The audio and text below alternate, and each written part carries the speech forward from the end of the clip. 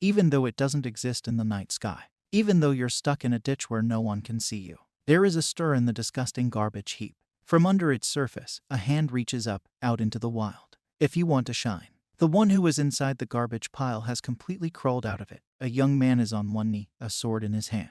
If you still keep the light in you, then there, inside, it should be a star. A young man is standing in front of the workshop's wide open doors. He admires the sword that hangs on the wall in front of the pub's entrance. No matter how much he looks at this weapon, it never ceases to excite and delight him. I knew you'd be hanging out here again, a voice says from behind him. It's Imina, a cute girl in a red skirt and white shirt. She reproaches Vlad for the fact that he has been constantly distracted by something lately. He asks to leave him alone, as the reason for this distraction is obvious. He gets very little rest. Imina doesn't agree, according to her. There are rumors around him, because he just wanders aimlessly around the city. Vlad asks what kind of rumors she is referring to. She responds by asking if the young man continues to hear voices when he picks up something long, like a stick. He's silent. What did you do in your previous life too? The girl reproaches him. Lightning strikes the guy who is writhing in unbearable pain. How did it appear in the middle of a clear sky? And why the hell is it black? Imina tells Vlad that he needs to pull himself together. The two of them must meet the new bishop, who is particularly sensitive to all sorts of signs.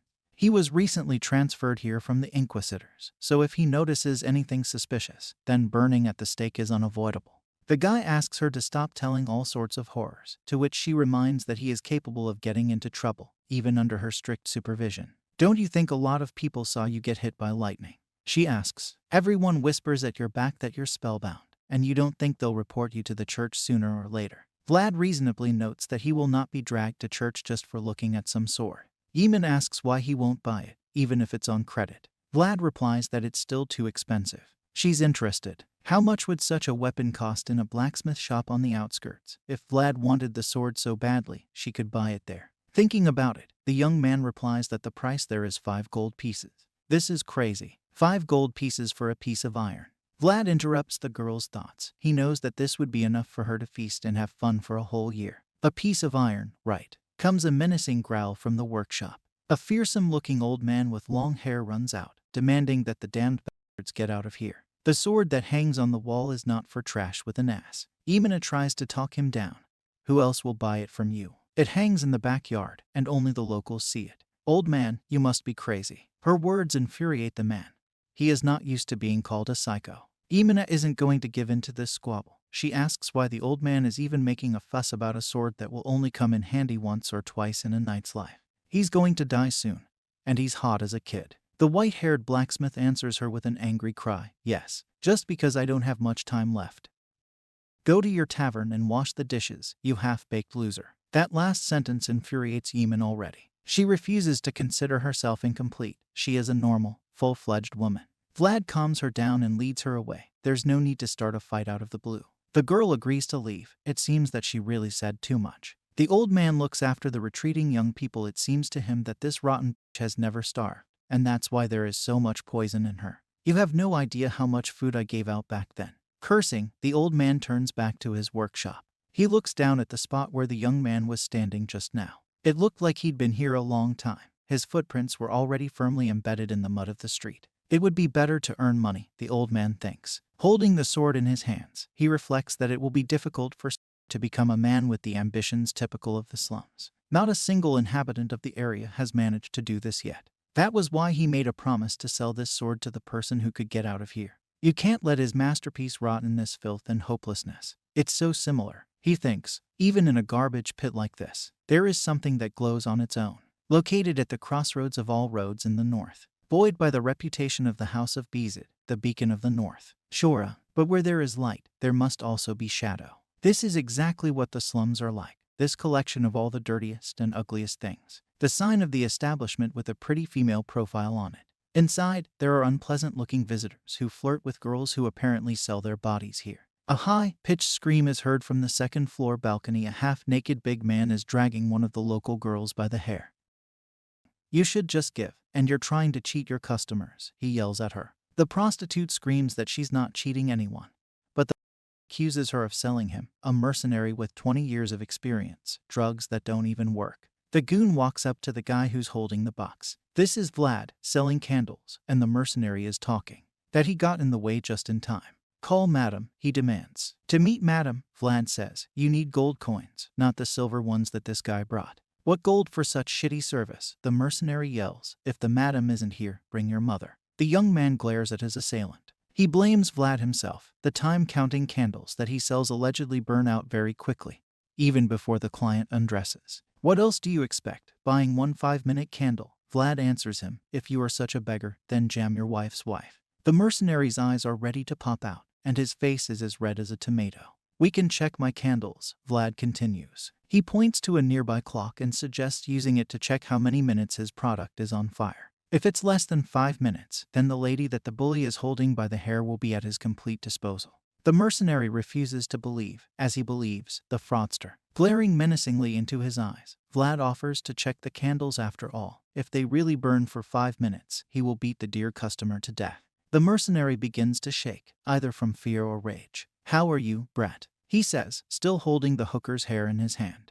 Vlad strikes a match and holds it up to the candle. The fat man is horrified to realize that something terrible is about to happen to him. Together with Vlad, he watches the candle burn out. Oddly enough, the girl who is being held by the mercenary's hair is also looking there. Visitors sitting at tables on the ground floor also become attentive spectators of this mini performance. Vlad glares at his client. The candle burned out. The fat man turns to the clock. I'll be damned, he exclaims. The candle you sold me burned less. A client. Vlad punches the stick between the fat man's eyes. He finally lets go of the hooker and flies back, blood gushing from his nose. It burned for 5 minutes, you bastard, the young man says angrily. He lifts his foot and slams it hard against the customer's ass. It flies off for the second time.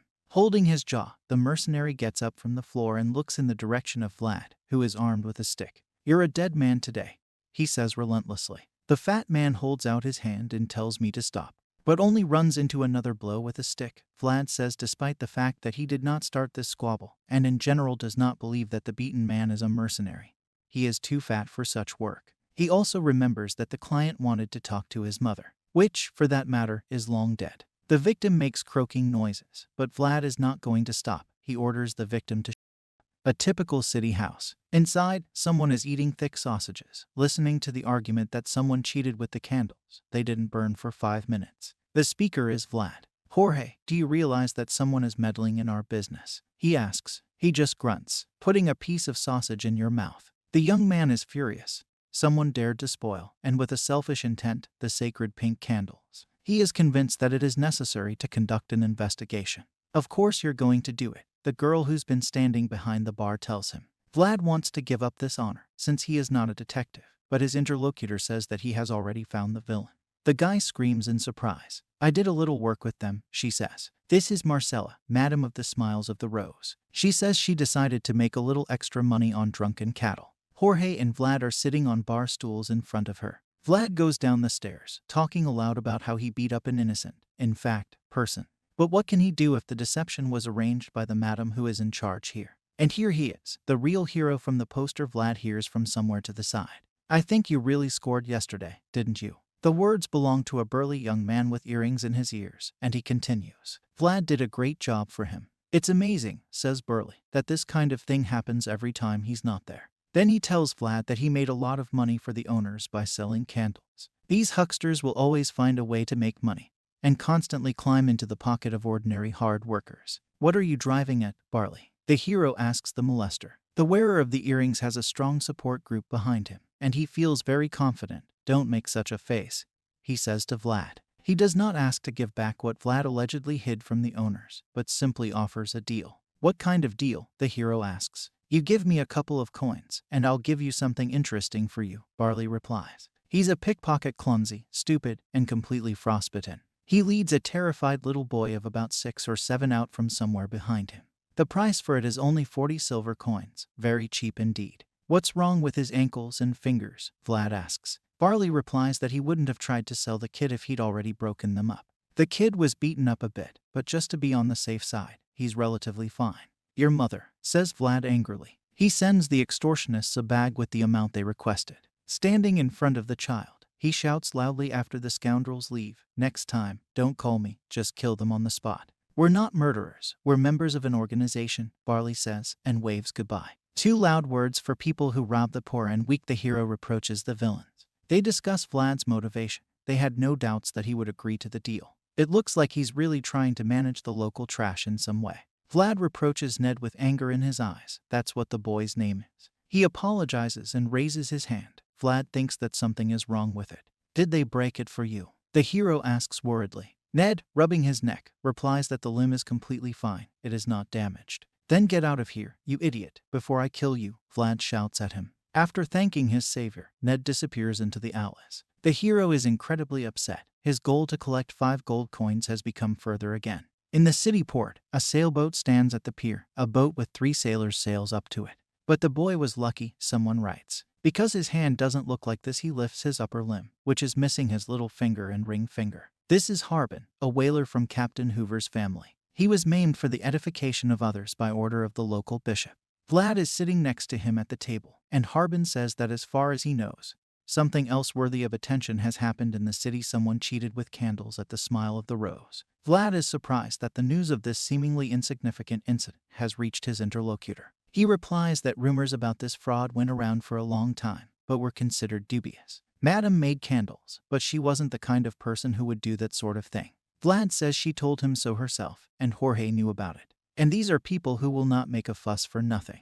That means they have a reason, Harbin says. Which one? 9 out of 10 say they need money, and they need it very urgently. He asks Vlad to be very careful. The organization starts collecting money quickly only in one case. For a war with another organization. 5 bosses rule the Shore slum. Night of prostitutes, pig cutter, whaler, and the money grubber. The dark side of life. They usually approach quietly, hiding behind shadows. Just like now. Hey rookie, where's your boss? Asks one-armed Jack, who looks incredibly menacing. Scary things usually happen without warning. Jack's eyes are shining with an evil light. Everything collapses unexpectedly, too. The money grubber himself showed up at Rose's Smile. Does this mean that a war is starting? Vlad wonders. A young scumbag with a scar on his face stands out from the crowd of bandits who have entered the institution, baring his teeth. He says that the money grubber asked the rookie where his boss, and questions from such a respected person should be answered quickly and honestly. Vlad makes a grimace of displeasure. He replies that he just sells candles here and doesn't know who is where. The scumbag looms menacingly over the hero and calls him a puppy who still has milk on his lips. Smashing a wooden box of candles to smithereens, he demands to immediately find and bring the boss here.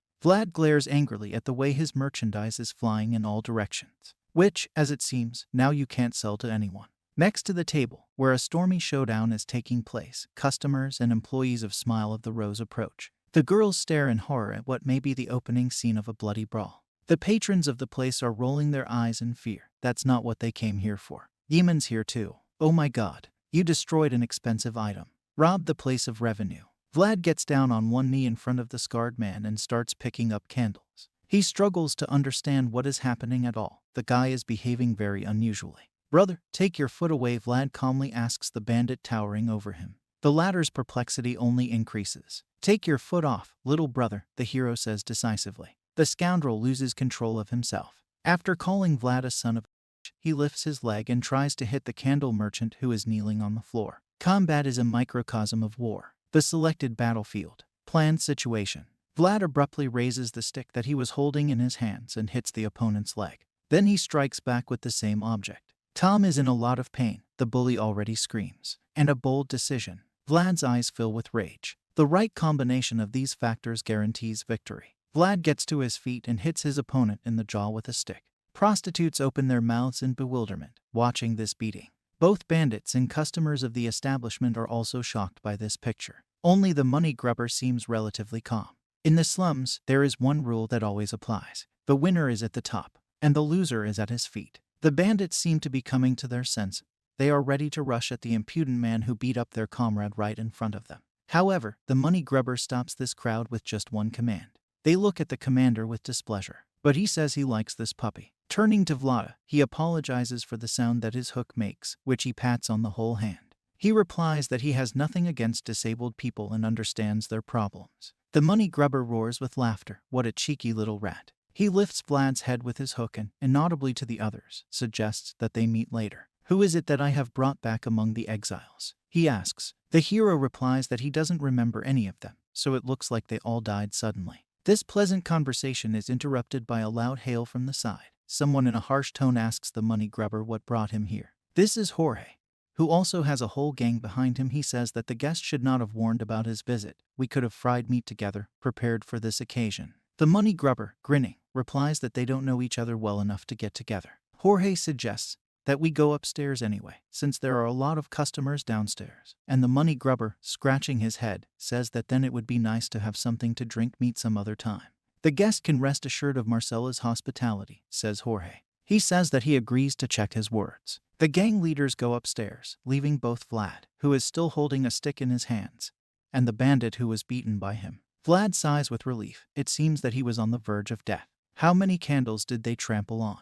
He thinks, looking at the remains of the box. Hey, Rising Star hears a shout from the side of the buyer returning from negotiations. The one-armed man says that he liked Vlad right away, and Jorge spoke about him in the most flattering way. And if the hero is tired of the smell of candles, he can always switch over. Vlad replies that he is completely satisfied with his current place of work. They feed him here, pay him money, and allow him to spend the night.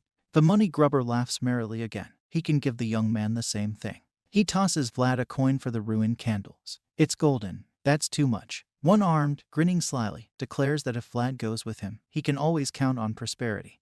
His boss will be a money grubber, whose very nickname speaks of wealth. Immediately after that, he orders the bandits who came with him to leave. Now they will eat. He seems to be in a good mood, Vlad thinks. I wonder how the negotiations went. Jamila calls him from the second floor. She tells him that Jorge wants to see him. The hero goes upstairs and sits down next to his boss at the bar. Other members of the organization are sitting at tables. Vlad looks up in surprise. Jorge passes him the dagger. According to him, he wanted to give the weapon a little later, but circumstances have changed, and now, as it seems, there is no place without it. Vlad should always carry a dagger with him. The atmosphere that reigns in the room, it is clear. Both Jorge, Marcella, and the rank and file look extremely depressed. That negotiations with one-armed Jack, aka the money grubber, ended in a real disaster. And from now on, Jorge continues, you will no longer sell candles. Vlad asks him what he should do then, collect debts or patrol the neighborhood. According to the information that reaches him, Jorge says, one-armed Jack attracts people from the outside. We are talking about a mercenary who was a knight. How are you? Asks Vlad. Jorge confirms this guess. The money grubber has a lot of bandits at his disposal. But even for all this crowd, it would be very difficult to overcome the wall in the form of Jorge, a former knight.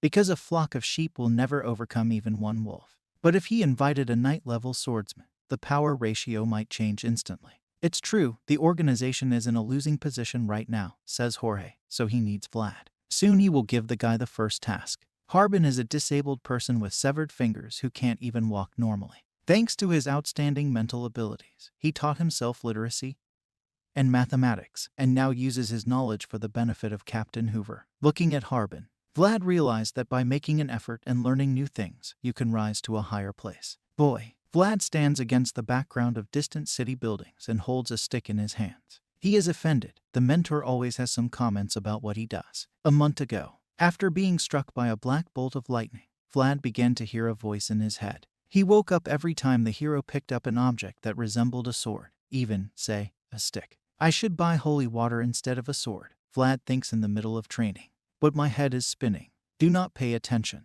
The more I answer, the tighter he clings to me. Focus, focus. Always try until the end. Concentrate your strength and mind. And then strike. Less elbow angle. Vlad picks up the stick and delivers a sharp chopping blow. That's another matter. If what I did was just a swing. Vlad is desperately trying to figure out what's going on. Then this is the way of the sword. The hero sees a male human figure holding an excellent quality sword in an outstretched hand. What the hell is going on in my head, he thinks. The moon shines brightly on the magnificent snow-capped mountains. It's impossible to deceive your age, complains a man who wipes a bloody sword with a piece of cloth. The cold winter wind chills him to the bone. We see that in front of us is a middle-aged, blonde-haired man in a black raincoat.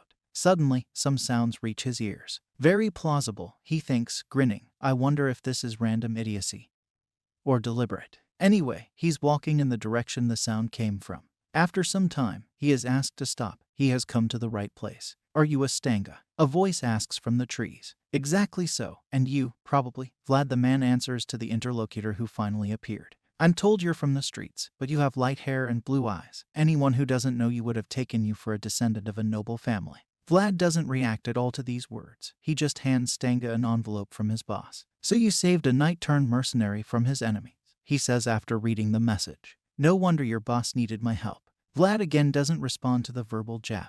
He just says that it's time to go on a journey that will take a couple of days. Stanga looks at his back in disbelief. On the road, the fellow traveler does not stop egging Vlad on. "I don't know if I should go after this idiot. He doesn't even know where he's taking me. What fool would use the sounds of birds flying south in winter as a signal? If you say I don't think it's here right now, I'll kill you." Vlad, of course, doesn't really like it. "Just follow me. I'm not going to fail my first assignment," he tells a fellow passenger. Wow, Stanga thinks. He deliberately makes himself look like an unpleasant and gloomy individual, but the young man simply does not pay attention to this. A smile appears on Stanga's face. It is not surprising that Jorge liked it. A good, very promising material for work.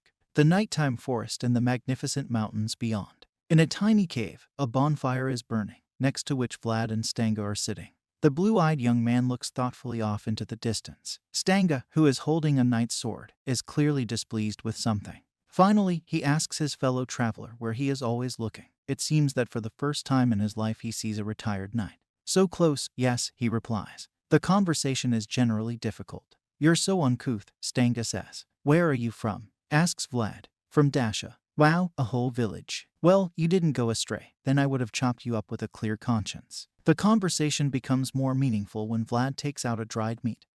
Having made another joke, shows it to his companion. Stanga notices that the beef looks fresh and hopes that there is some of it in the package. But Vlad says that he didn't count on him and asks if Stanga doesn't have his own food. There is, but it looks very appetizing what Vlad got. Against this background, its foul-smelling reserves look frankly flawed. "Boy, is there anything you want to ask me?" he says suddenly. Stanga says that for every stick of meat he is ready to answer one of Vlad's questions, and there will be no other chance for this. But he only defiantly chews dried meat. Finally, he mockingly replies, "How many sticks do you want? Just say it directly." Stanga is outraged.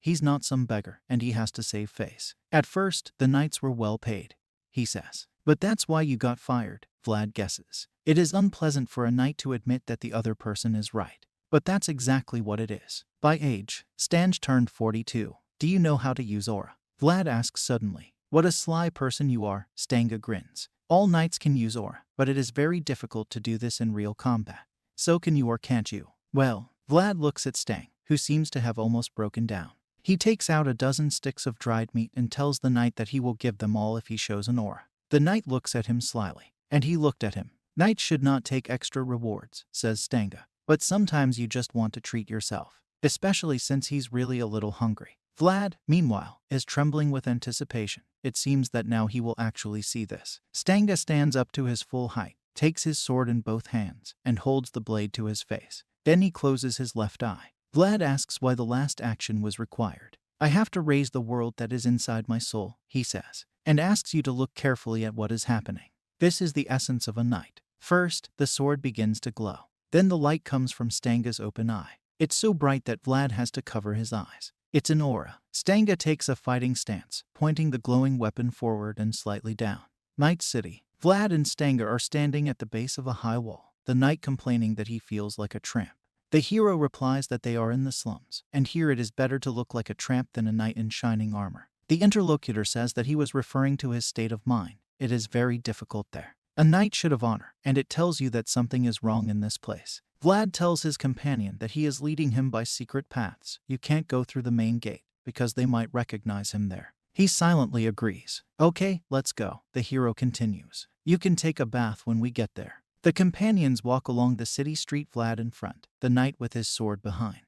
"It's very quiet here," Stanga notices. Vlad suggests that this may be due to a very late time. After walking some more distance, the characters notice something strange. "This place usually looks exactly like this," asks the guest of the city. The native refutes this assumption. It seems that there was a real battle here. In front of the restaurant where Vlad works, a dozen bloodied corpses lie among the scattered daggers and swords. "Come on, I'll show you a back door that only members of our organization know about," says Vlad. When asked what about himself, the hero replies that he will pass through the front door. This will distract the attention of the attackers, if they are still there somewhere. After saying goodbye, he disappears into the darkness. The entrance to the Rose's smile is splattered with blood. Vlad goes inside and sees a terrible picture. Tables are broken, chairs are overturned, dishes and groceries are strewn on the blood-soaked floor. You made it in one piece. Great job. A wounded Jorge, next to whom Marcella is standing, sternly reports that the money grubber struck first, and the skill of those who took the money was remarkable.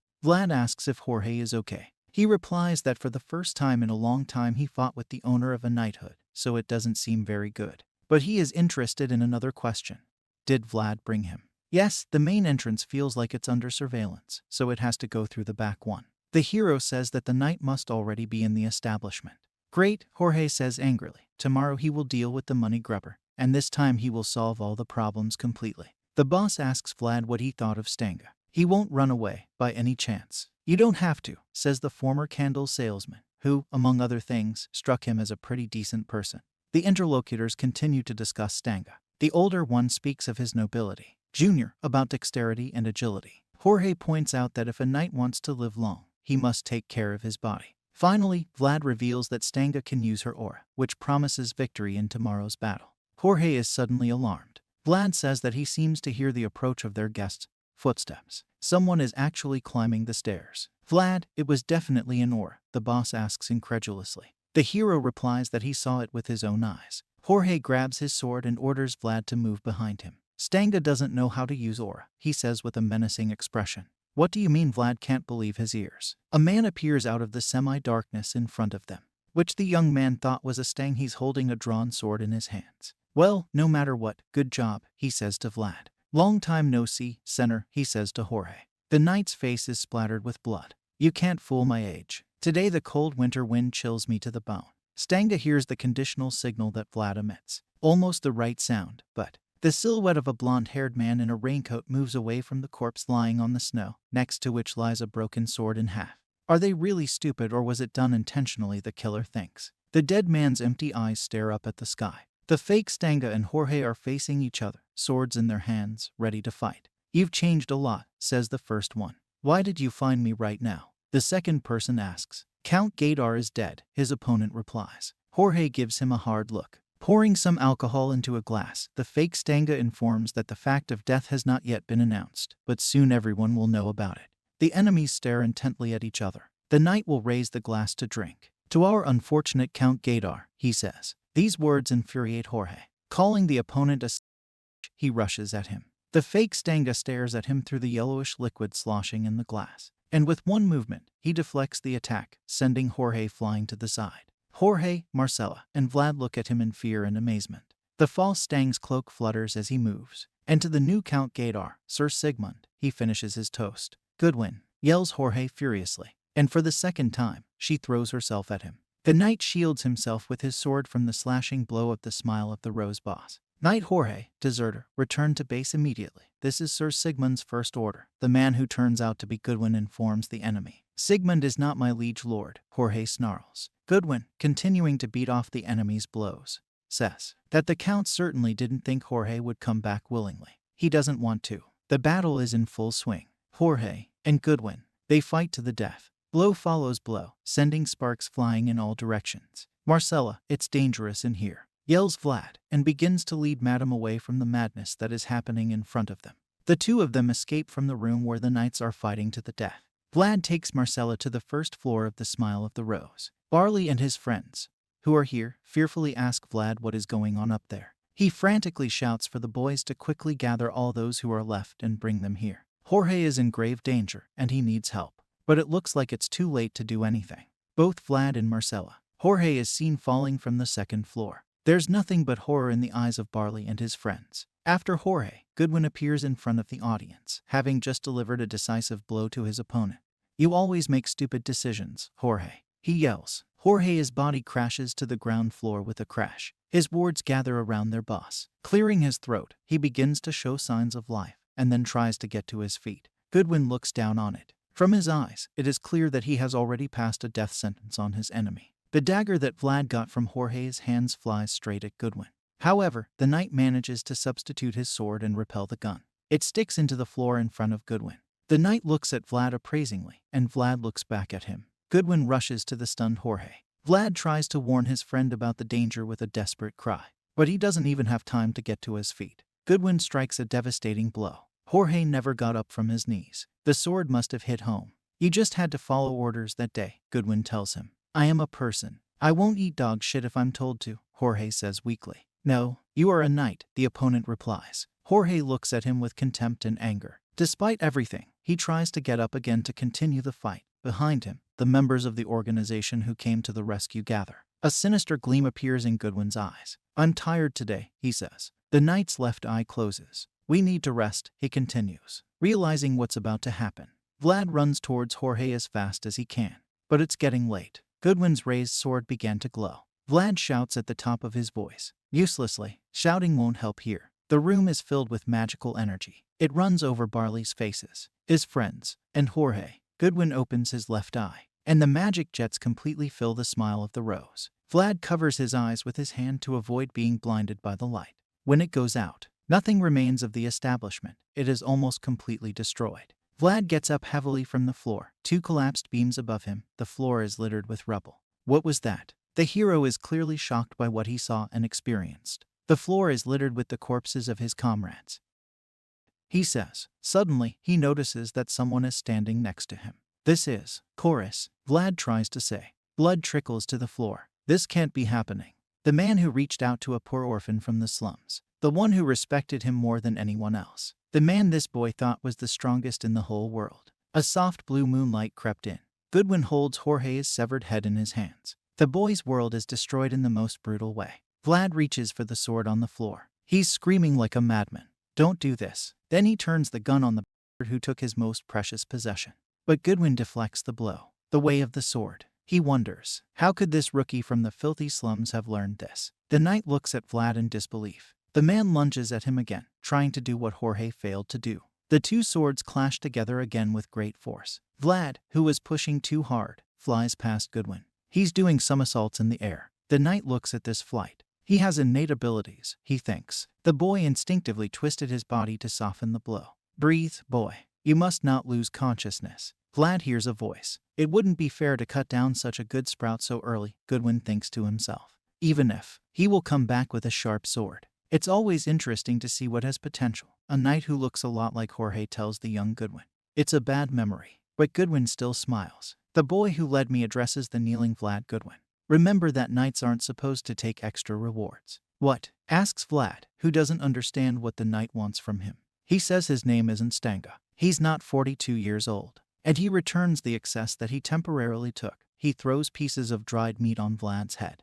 But he would take Jorge's head with him. It belongs to him as a winner. I'll kill you, says Vlad through gritted teeth. Goodwin turns away from him. Boy, I still have some meat left. Don't make me give it to you and take your life in return, says Goodwin, walking away from the exhausted opponent. Vlad grits his teeth in indescribable rage and stares after him. I'll do anything to kill you, he repeats menacingly. Goodwin, I will definitely do it. Whatever it takes. Vlad and Yemena walk down a deserted city street. A wounded young man leans heavily on the shoulder of a red-haired girl. He clutches at his ribs, and he crouches down on one knee because of the unbearable pain. He's breathing hard. Get up. Marcella stands over Vlad, who is crouched on the floor with his head heavily on his knees. Get up, do you want to die here? She asks, annoyed. Vlad raises his head from his lap. Madam's face looks very formidable. Vlad cannot get rid of the mental anguish. He just suffered a huge loss. Pull yourself together, boy, Marcella urges him. She asks if he knows the difference between us and those who live in a different part of town. And she answers that these are opportunities. If they make a mistake, they will always be able to recuperate and live as if nothing had happened. They can afford it. Marcella points to the corpses lying on the first floor of the Smile of the Rose. The error result looks exactly like this. If we make a mistake, we die. This rule applies to us from birth. So, don't turn down the one chance you've been given. Marcella takes Vlad by the shoulders and starts shaking him to bring him to his senses.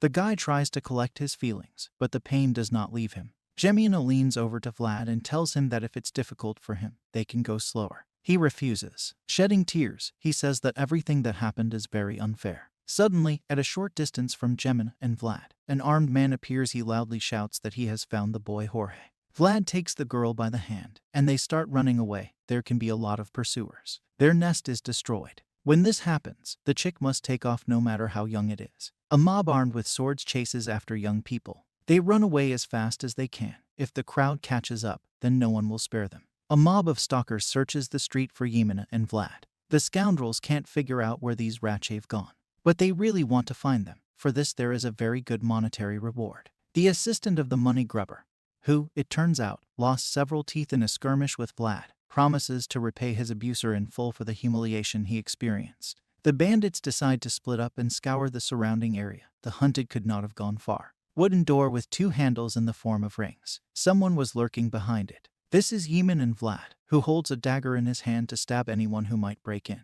We can't run forever, Vlad thinks to himself. He gets to his feet and asks Yemen to wait here until it's quiet outside the door. She asks him what he's going to do. He wants to find a safe path. The pursuers stick to each other, and it's too dangerous to move together in this situation. Yemena objects. She doesn't want to be alone and leave Vlad alone.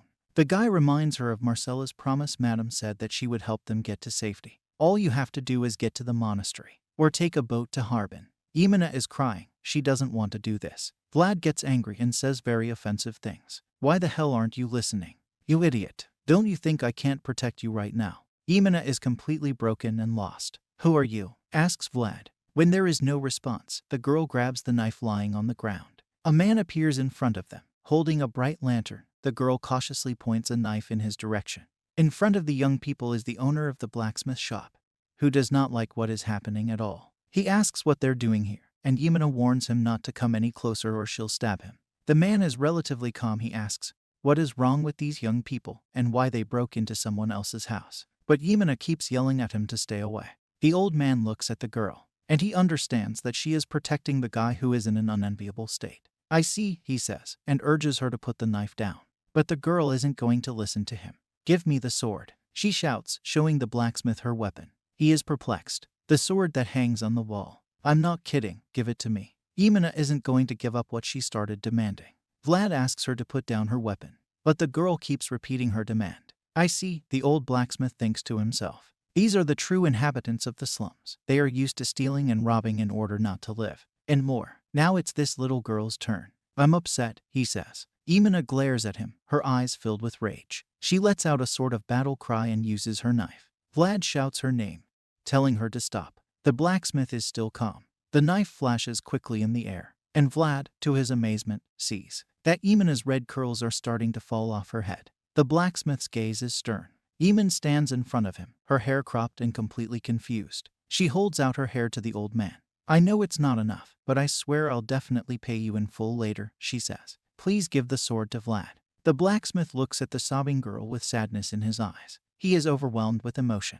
Are you leaving? He asks Vlad, who is still holding the dagger. He nods his head. This guy is trying to do what I've always wanted to do, the old man thinks, and I never dared. But this chick needs not only to flap its wings, but also to learn to bite. How did you get? The old man, wearily rubbing the bridge of his nose, says the blacksmith. Calling the youngsters to follow him, he turns and goes somewhere. A cart with big wheels is going somewhere in the snow, and someone is walking behind it.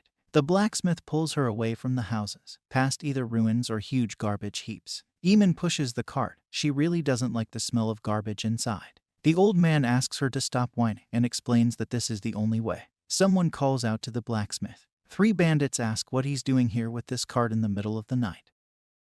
The blacksmith thinks, can't they miss me? If you're taking out the trash, why at this hour? Asks a bandit holding a sword with one hand. May you all die, the blacksmith shouts angrily. You've been making some kind of game all day, so I couldn't even go outside. Wow, what an explosive temper you have, says the thug, who seems to be in charge here. Then he asks who it is that is walking behind the cart, with his face covered by a hood. He helps me for a piece of bread. I can't pull this cart myself, the blacksmith answers. If you want to help me, you can do it for him. Okay, you're the only blacksmith in the area, and I respect you, the bandit says. But the satellite, even if small, he is forced to check. The guy reaches his sword towards Yemena's hood and lifts it up. Don't move, or you'll cut yourself, he advises. The sword flies up. The bandit swings it over Yemen. The blacksmith looks on in horror. Oh my god. Yemena makes a face that distorts her face beyond recognition, begging the bandit to spare her. She's just trying to earn her bread. The guy lowers his sword, looking pityingly at the very young child.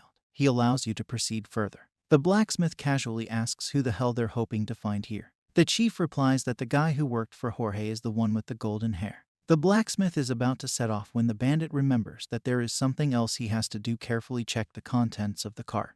He calls over one of his subordinates. The blacksmith and Yemena are really worried. The leader advises to drive the cart a little further away so that the dust that is there does not get on the other bandits. Do it over there, he says, and points to the spot. The old man curses himself for taking this particular road. But then he remembers that the other one simply doesn't exist. There's a whole bunch of them, says the bandit who was assigned to check the cart. He glances at Yemen. She looks at him in alarm. It seems that the two of them have silently exchanged thoughts. Don't worry, it's my job, he says. He picks up a stick and starts poking it into the trash. The blacksmith and Yemena feel that something terrible is about to happen. But I heard that Harbin has started voting on the river. The blacksmith and Yemena don't understand what's going on.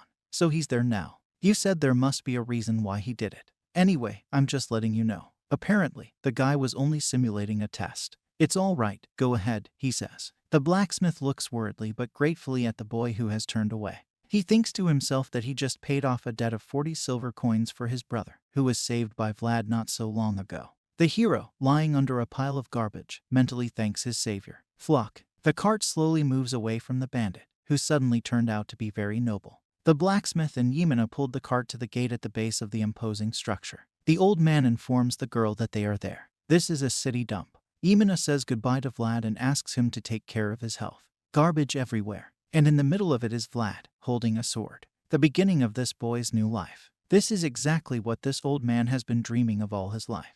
This birth was due to the tears of this girl. A bright white light appears in the middle of the dirty dump.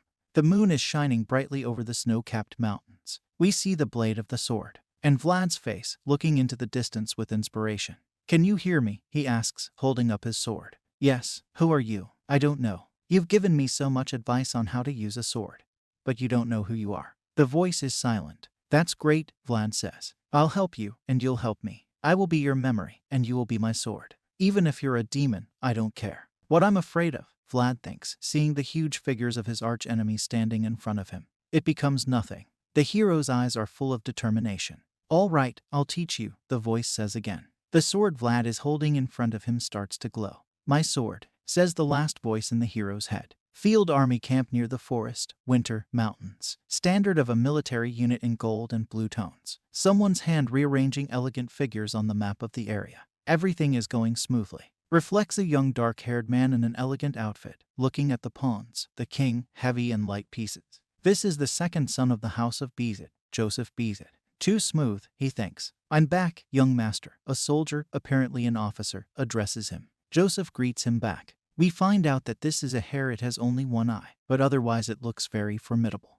Joseph seems puzzled by something, and Zayar asks the reason for this concern. He replies that he thinks everything is going too smoothly. Zayar reports that the destruction of monsters is going according to plan, and there are few losses, and only among mercenaries. Are there any missing soldiers who can be considered deserters? Asks Joseph. When he gets the answer, he thinks out loud. Mediocre results in deserters. Now everyone will start to doubt my military talents. Both my father and his vassals, and a half-brother, Lutcher. Zayar listens to this cry of the soul in silence. Joseph pauses, turning his attention back to his thoughts. If everything goes on like this, then war cannot be avoided.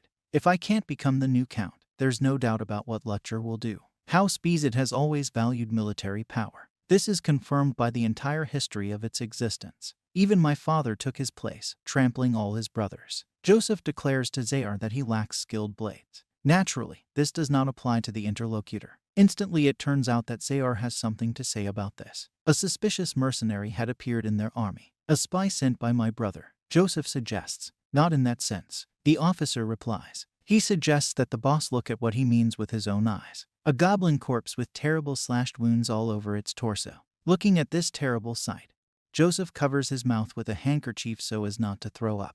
They were hacked up like babies who couldn't hold a sword, says Zayar. He suggests that the satellite consider other corpses. It's almost the same everywhere. Terrible deep wounds that leave no chance of survival. The wounds are a little better here, says Joseph, looking down at another goblin corpse. Here, too. Wait a minute. Is it the same pattern on all these corpses? Although there are still differences. He asks Zayar if it seems to Tom that this is the work of the same person. He killed them all. The panorama gives an idea of the scale of the massacre. We see dozens of green corpses. That's right, young master, Zayar replies. That body was brought in yesterday. And the first one was about a month ago. Joseph doesn't stop thinking about what he's heard. Can't it be? In just a month. Who is this guy anyway? Winter forest, mountains in the background. Blood pours out. One of the goblins. Well-armed men fight hordes of these monsters. Just a terrible, disgusting sight. Close the circle, don't let them get away. Someone orders soldiers armed with swords and axes.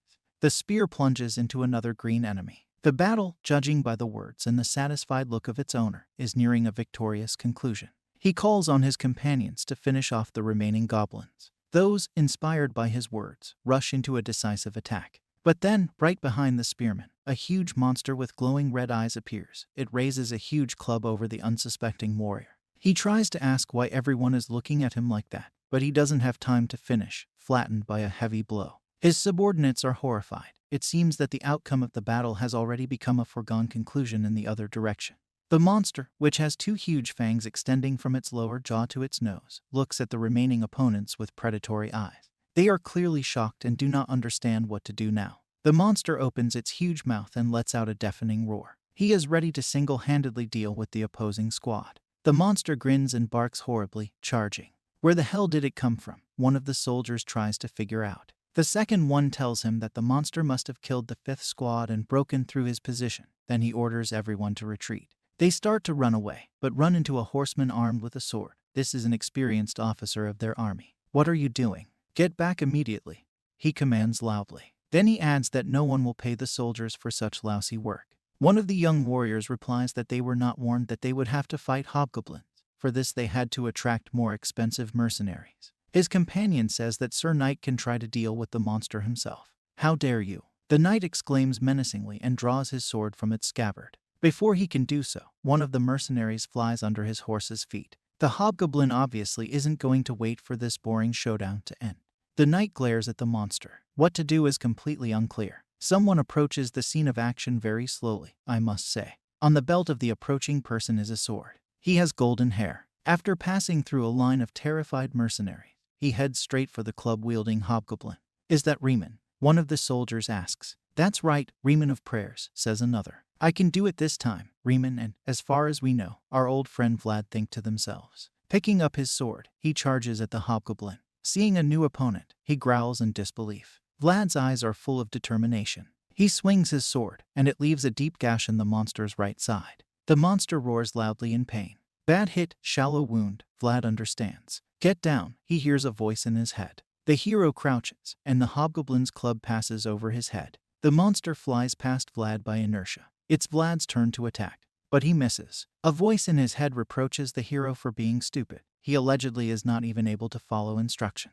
He mentally replies that only some genius can do everything right, following only instructions. There is no hurry for him. You can also play with the victim. The wounded hobgoblin, raising his club, rushes at Vlad. His punch also misses. Vlad managed to dodge, but death was near. The monster is baring its teeth, furious. The monster swings again, this time holding the club in both hands and swinging it from above. The weapon is lowered, and the surrounding people see a bright flash of light. Snow dust dissipates. It becomes clear that the hobgoblin hit the ground. "This time I'm sure. It's a monster. I'll cut it into pieces." The monster, enraged by the miss and not yet able to lift a heavy club, looks at the enemy. Riemann of prayers, then. Joseph orders the hare to immediately check out the man's background.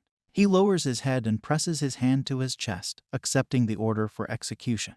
Joseph reflects that none of this makes sense. Those crooked, clumsy cuts that he saw on the suspended goblin corpses turned into what the path of the sword carries in just a month.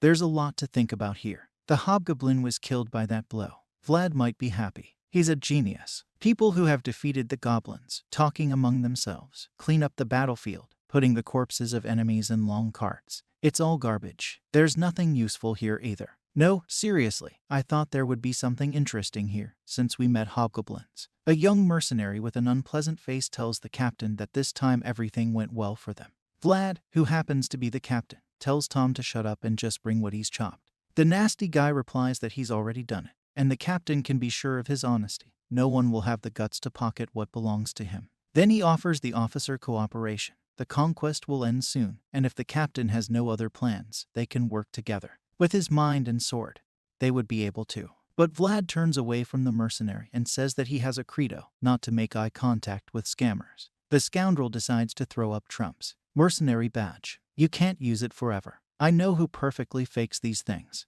Vlad stops the unpleasant guy. "Got, you talk a lot, and sometimes it's dangerous. If it's a warning, then I'll forgive you, and if it's a threat, then you can say goodbye to life." These words seriously frightened the blackmailer. He says it was a warning. He thinks the captain is selling his services too cheaply, serving as a mere Decurion.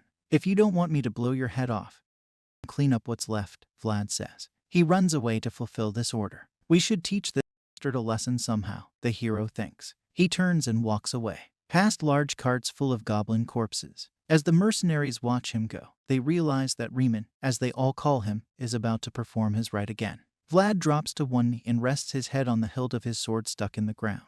Others are discussing this amazing sight. "Are you sure he's not of noble blood? He doesn't look like us commoners at all." Vlad, meanwhile, he curses inwardly. He still doesn't manage to cut through the opponent with a single blow. "Idiot. I told you that the one-hit one-dead skill always shows up unexpectedly."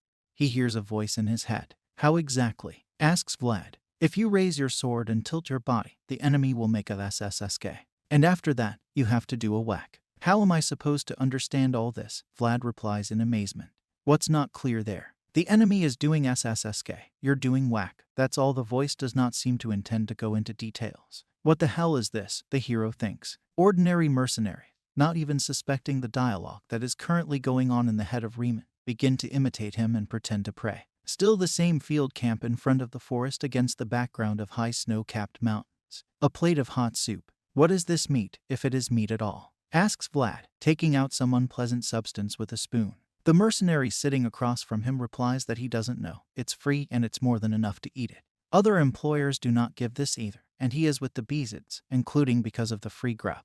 The other soldiers nod in agreement. They've oversalted this soup, of course, but you can eat it. After wishing the diners a good appetite, Vlad gets up from the table. The captain will go back to the priest. The soldiers sitting at the tables think, "Maybe we should start praying too." Entrance to a tent that serves as a field chapel. "Oh, Riemann, come in," says a handsome, white-robed, white-haired old man holding a thick book. "Father Andrea, I hope your sleep was peaceful today," Vlad says once inside the tent. He replies that he always sleeps well. He had heard that Riemann had prayed last night, in the bitter cold. Vlad humbly replies that he was warmed by the love of God, and he curses the Lord sitting in his head with all his Vijikami, Biskami, and Shvakami. The priest smiles, noticing that the other person looks holier than he is. A child approaches him and informs him that dinner is ready for Andrea's father. He thanks the boy, whose name is Jan.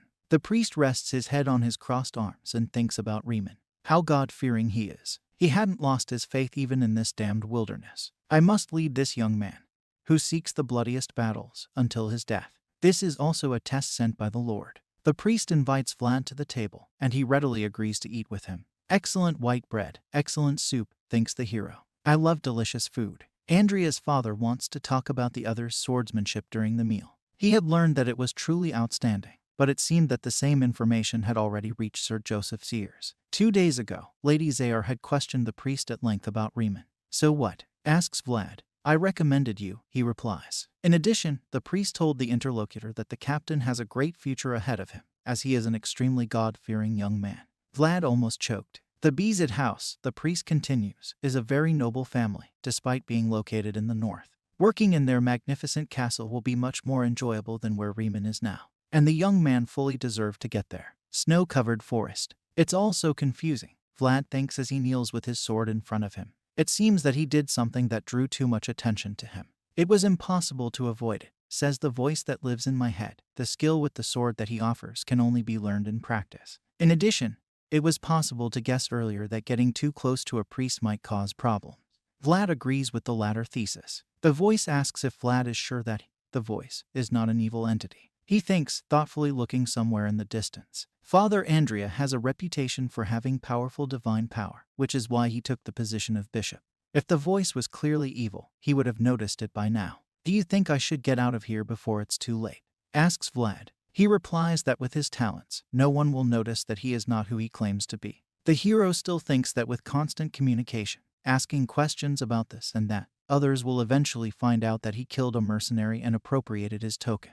These are 2 serious crimes and probably the death penalty. "And you're an insidious type," the interlocutor teases Vlad. He angrily accuses the voice of being an accomplice to the crime. The conversation returns to a more constructive channel. The voice suggests that Vlad still hide from unnecessary attention. His actions are recognized as self-defense only if he provides a witness. The hero says that then it will be better to escape tonight. If you take God with you, he will help you make a fake badge that will solve all your problems. The voice says that it seems to him that it will be difficult to escape, because someone is coming up from behind at this very moment. He can tell by his movements that this is a very skilled knight. Vlad whirls around. Zayar, and this is it, is very surprised. And not just because Vlad is pointing a sword at him. As he sensed me coming, he thinks. He's much more capable than I thought. Sir Joseph wants to see you, he says to Vlad. He mentally curses himself for taking too long. I should have run away right away. If he lets himself be bullied, everything will end badly. Despite this, he declares that this meeting will be a great honor for him. Well, I'll have to bluff you, he thinks. Zayar asks if the hero knew about his arrival. He replies that the priest told him about it. But he, of course, did not think that the hare would come so early. Interestingly, the one-eyed knight thinks this mercenary is still quite young, but he seems somewhat relaxed in my presence. He tells Vlad to follow him, and, without waiting for the young man to start on his way, he leaves. Maybe I should run away after all, Vlad thinks. Don't even think about it, the voice tells him. A knight of this level will cut off your head before you can take 3 steps. The hare is slowly moving away. Damn it, Vlad thinks. Then I have no other choice. We are back in the camp of House Bezit, in front of a white tent with a blue standard. I finally saw you. Nice to meet you, Joseph says calmly, not taking his eyes off the blue book in his hand. Vlad replies that this audience is a great honor for him. Joseph asks if the hero had any difficulties and inconveniences while working. He says that he and all his companions are grateful to Sir Joseph for the attention he shows them. A blonde guy with blue eyes. I think you're from a noble family that has lost its position. Your name is Riemann. Yes, sir, Vlad answers the last question, humbly lowering his head. I should have told you sooner, Joseph says, then closes the book with a flick of one hand. At the same time, Zayar delivers a powerful blow to Vlad's jaw. The hero glares at his abuser. The one-eyed knight's eyes have an evil twinkle in them.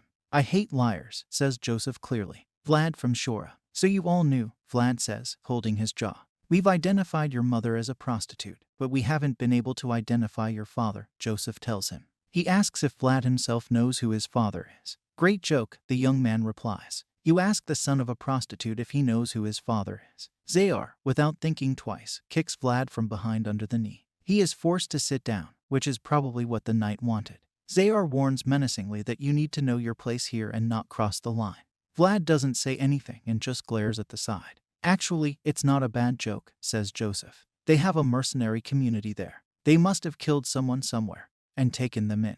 He tells Vlad that he found out why he ran away from Shora. Then he asks where he learned to fight with a sword. The hero doesn't answer, he just stares at Joseph resolutely, without turning his eyes away. There's so much in those eyes, he says thoughtfully. Zayar, who is standing behind the kneeling Vlad, draws his sword from its scabbard. The hero tightly compresses his lips, approach like lightning. He finally says, "This was taught to me by my teacher, who therefore disappeared like the wind." Joseph looks at Vlad blankly. He says that the mentor did not disclose his name, but said that you can't reveal foresight of a unique skill to anyone. His gaze never wavered. Joseph thinks. He apologizes to Vlad for being treated so badly here. It worked, Vlad thinks to himself. I don't know about you, Joseph tells him, but I'm in a very difficult situation right now. So I want to make you an offer. Vlad of Shora, don't you want to take an even higher position? Power, freedom, survival, chivalry. I'm talking about exactly these things. I, Joseph Bezit, want to support you. 2 crossed wooden swords. They are wielded by Vlad and Zayar, respectively. The mercenaries, who are watching this fight with interest, are discussing what is happening. It holds up well, it should be noted, because Zayar feels sorry for him. Did he become Zayar's disciple? The guy has a lot of skill, you can't deny him that. I wish I was in his shoes. Vlad fends off another kick from Zayar. What a coward you are, says the mentor. What's the point of holding your head so high in front of Joseph if you can't do anything? You don't know your place. Zayar, without straining, wields a sword, while Vlad barely parries his lightning-fast blows. This is a completely different level, the hero thinks. If I dodge, he still finds me, and it's very difficult to block those punches. In this case, Vlad seems to understand what needs to be done. One hit was deflected. The one that flew from the side is blocked. And another one. Vlad himself begins to attack. With great passion, by the way. Now Zayaru has to defend himself. Well done, he did a great job. The audience is sincerely happy for the young fighter. Zayar also praises Vlad. He looked very worthy. But the hero understands that he has nothing to be happy about. Zayar just let him show himself. Morning and evening, the teacher concludes. Do this kind of sparring twice a day. Vlad can't believe what he's hearing. Zayar says that the morning training is over, it's cold outside, and you need to warm up. The hero watches his mentor walk away. Vlad tries to make sense of what happened. It seems that Zayar doesn't really want to teach him. He didn't give him any advice. The voice in my head protests. It was a great sparring session. Zayar ruthlessly cut off all the extra weight that was stuck on Vlad's body. Some things can only be learned by getting a good beating.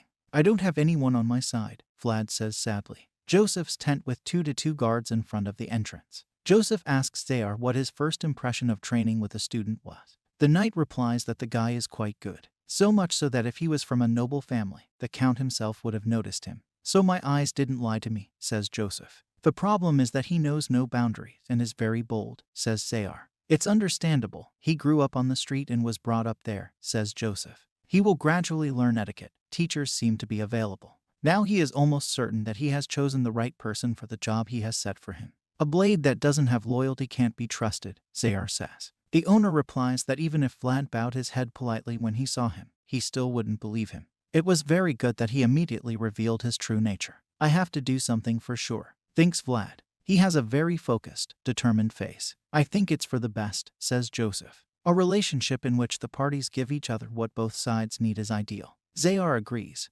Who is he to argue with the owner? Doesn't Vlad look like a wolf? Bold, unreliable, living with a sense of superiority over everyone around him. I don't want to rush it, because it takes time to create a large cell. It should be so huge that the wolf does not understand that he was deprived of his freedom. Joseph was clearly up to something bad. Winter forest, stars start to appear in the sky. Here someone is freezing, paying attention to the fact that there is too much fog for winter. It's got, thinking that Vlad has become Zayar's apprentice, and he was too slow. He should have made himself known sooner. But to miss out on success is one thing, and to find yourself in a cold winter forest, risking freezing to death, this is completely different. Is everything all right? Asks Gata, a man who has surreptitiously approached from the rear. He turns his face and recognizes the caller. Ah, yes, Sir Roderick. It's fine, nothing out of the ordinary, he says. Roderick, who has a very strict appearance, orders the mercenary to gather and continue to serve properly. He promises to do everything in the best possible way.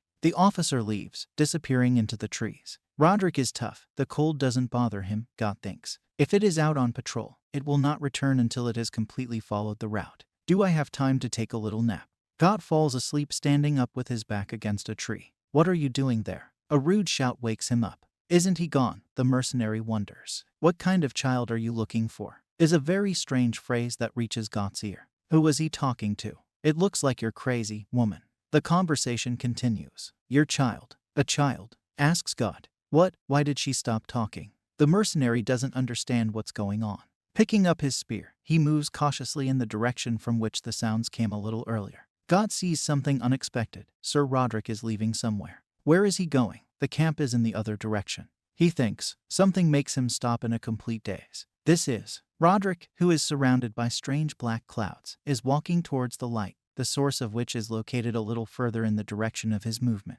Got's shock is boundless. Before him appears a ghostly, as if made of light monster, with a wide open mouth, tongue sticking out and empty eye sockets. Vlad's whole body aches. Couldn't Zayar have hit it a little easier? The voice in my head readily replies that rookie should be happy. This is a once-in-a-lifetime opportunity to gain experience. A lot of people would pay a lot of money to get a chance to train with a rabbit, because he's a very high-class knight. I thought he was just trying to beat me up, Vlad complains. Thanks to this, you have improved the quality of combat. All this is really very important, the voice answers. But Vlad feels sad for some reason. Suddenly, he hears someone calling his name and turns his head in the direction of the sound. This is God. He attracts attention in every possible way. Vlad asks him when he managed to return, because his squad is still on a mission. God says he's going to get away from the Bezids tonight. He says that he only came back here to find Vlad and tell him that they can meet again if he wants to. Vlad tries to clarify what God means, but God just finishes what he wants to say. Don't take my words lightly. I saw something there. In this forest. It's cursed. Vlad is surprised by God's words and behavior. You know how many soldiers have already escaped from us, he continues. Despite the fact that they are well paid and create normal conditions. They didn't escape, the forest took them. They are not deserters, but missing persons. Vlad looks at God in shock. He says that he saw him a terrible ghost who kidnaps people in the forest. Vlad sees that his companion is simply shaking with horror. He raises his hand and says sternly that God should stop his tantrums and talk nonsense, and also remember where the boundaries are that it is better not to cross. He waves his arms and yells desperately that he's telling the truth. Even one knight went missing yesterday. Sir Roderick. Dot provides another interesting detail. On the way here, he tried to remember all the missing people, and was surprised to find that they were all black-haired. Blonde Vlad looks at his companion in amazement. Dot curses himself with a long series of similar obscenities. It was necessary to run, without looking back, no matter what, and now he leads a large detachment, in which you can see both Vlad and Zayar on horseback. The last two look at Got walking in front of them and discuss him. Zayar asks Vlad, who is walking next to his horse, if he can trust Got. He replies that he wouldn't do it, but the mercenary doesn't look like a madman at all. The knight hums thoughtfully. He thinks that Joseph found the information he was given very promising. Now he can report not for the banal conquest of territories inhabited by monsters. If he army, led by Sir Joseph, finds something unusual, the report up will look much more solid. What the hike he leads the party on is a little disturbing to Zayar. He, as it happens, is also dark.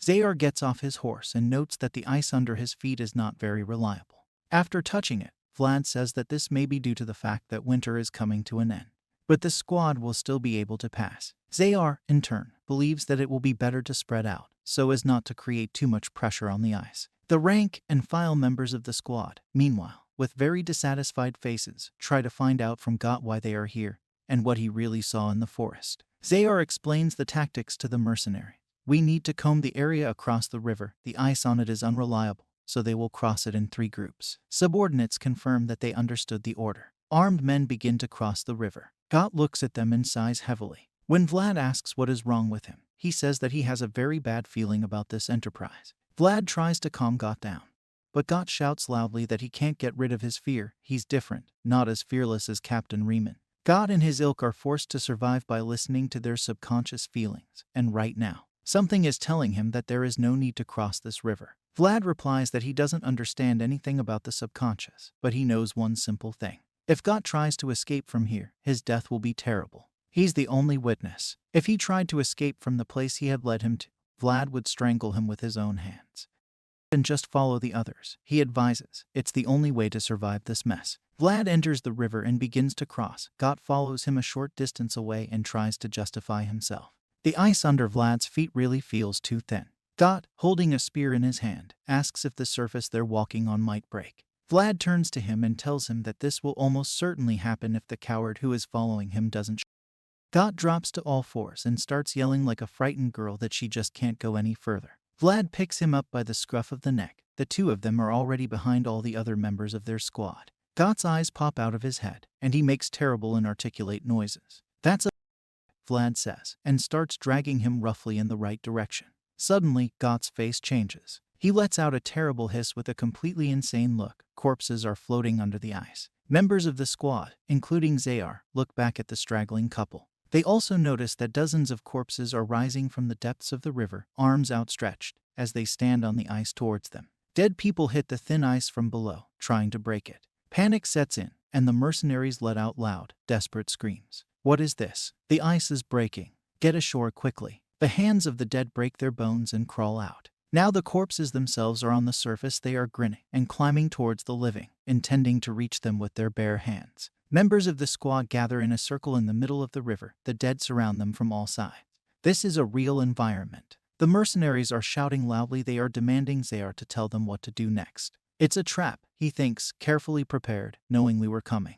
The knight looks resolutely at his enemies. Night and darkness. These are not things that the living were allowed to have. Sir Joseph's field camp is illuminated by portable lamps with bright lights. In front of the cross, next to which there are 2 candles, someone thanks God for protection. Father Andrea and his little acolyte, on their knees, ask the Lord to guide them with his light and let them go astray. The prayer is over, but God's people are still on their knees. The kid turns to Andrea's father and calls out to him. He noticed that there was a light coming from the bowl of water in front of the cross. The priest also pays attention to a strange phenomenon. He sees that black smoke begins to go out of the vessel. Still the same field camp. Fog is coming at him from all directions. Child, my child. The barefooted woman shouts in a long drawl. Where is my child? Black swirls radiate from the ghostly figure. A distorted face, long black hair. This is a truly eerie sight. The battle with the dead on the river is in full swing.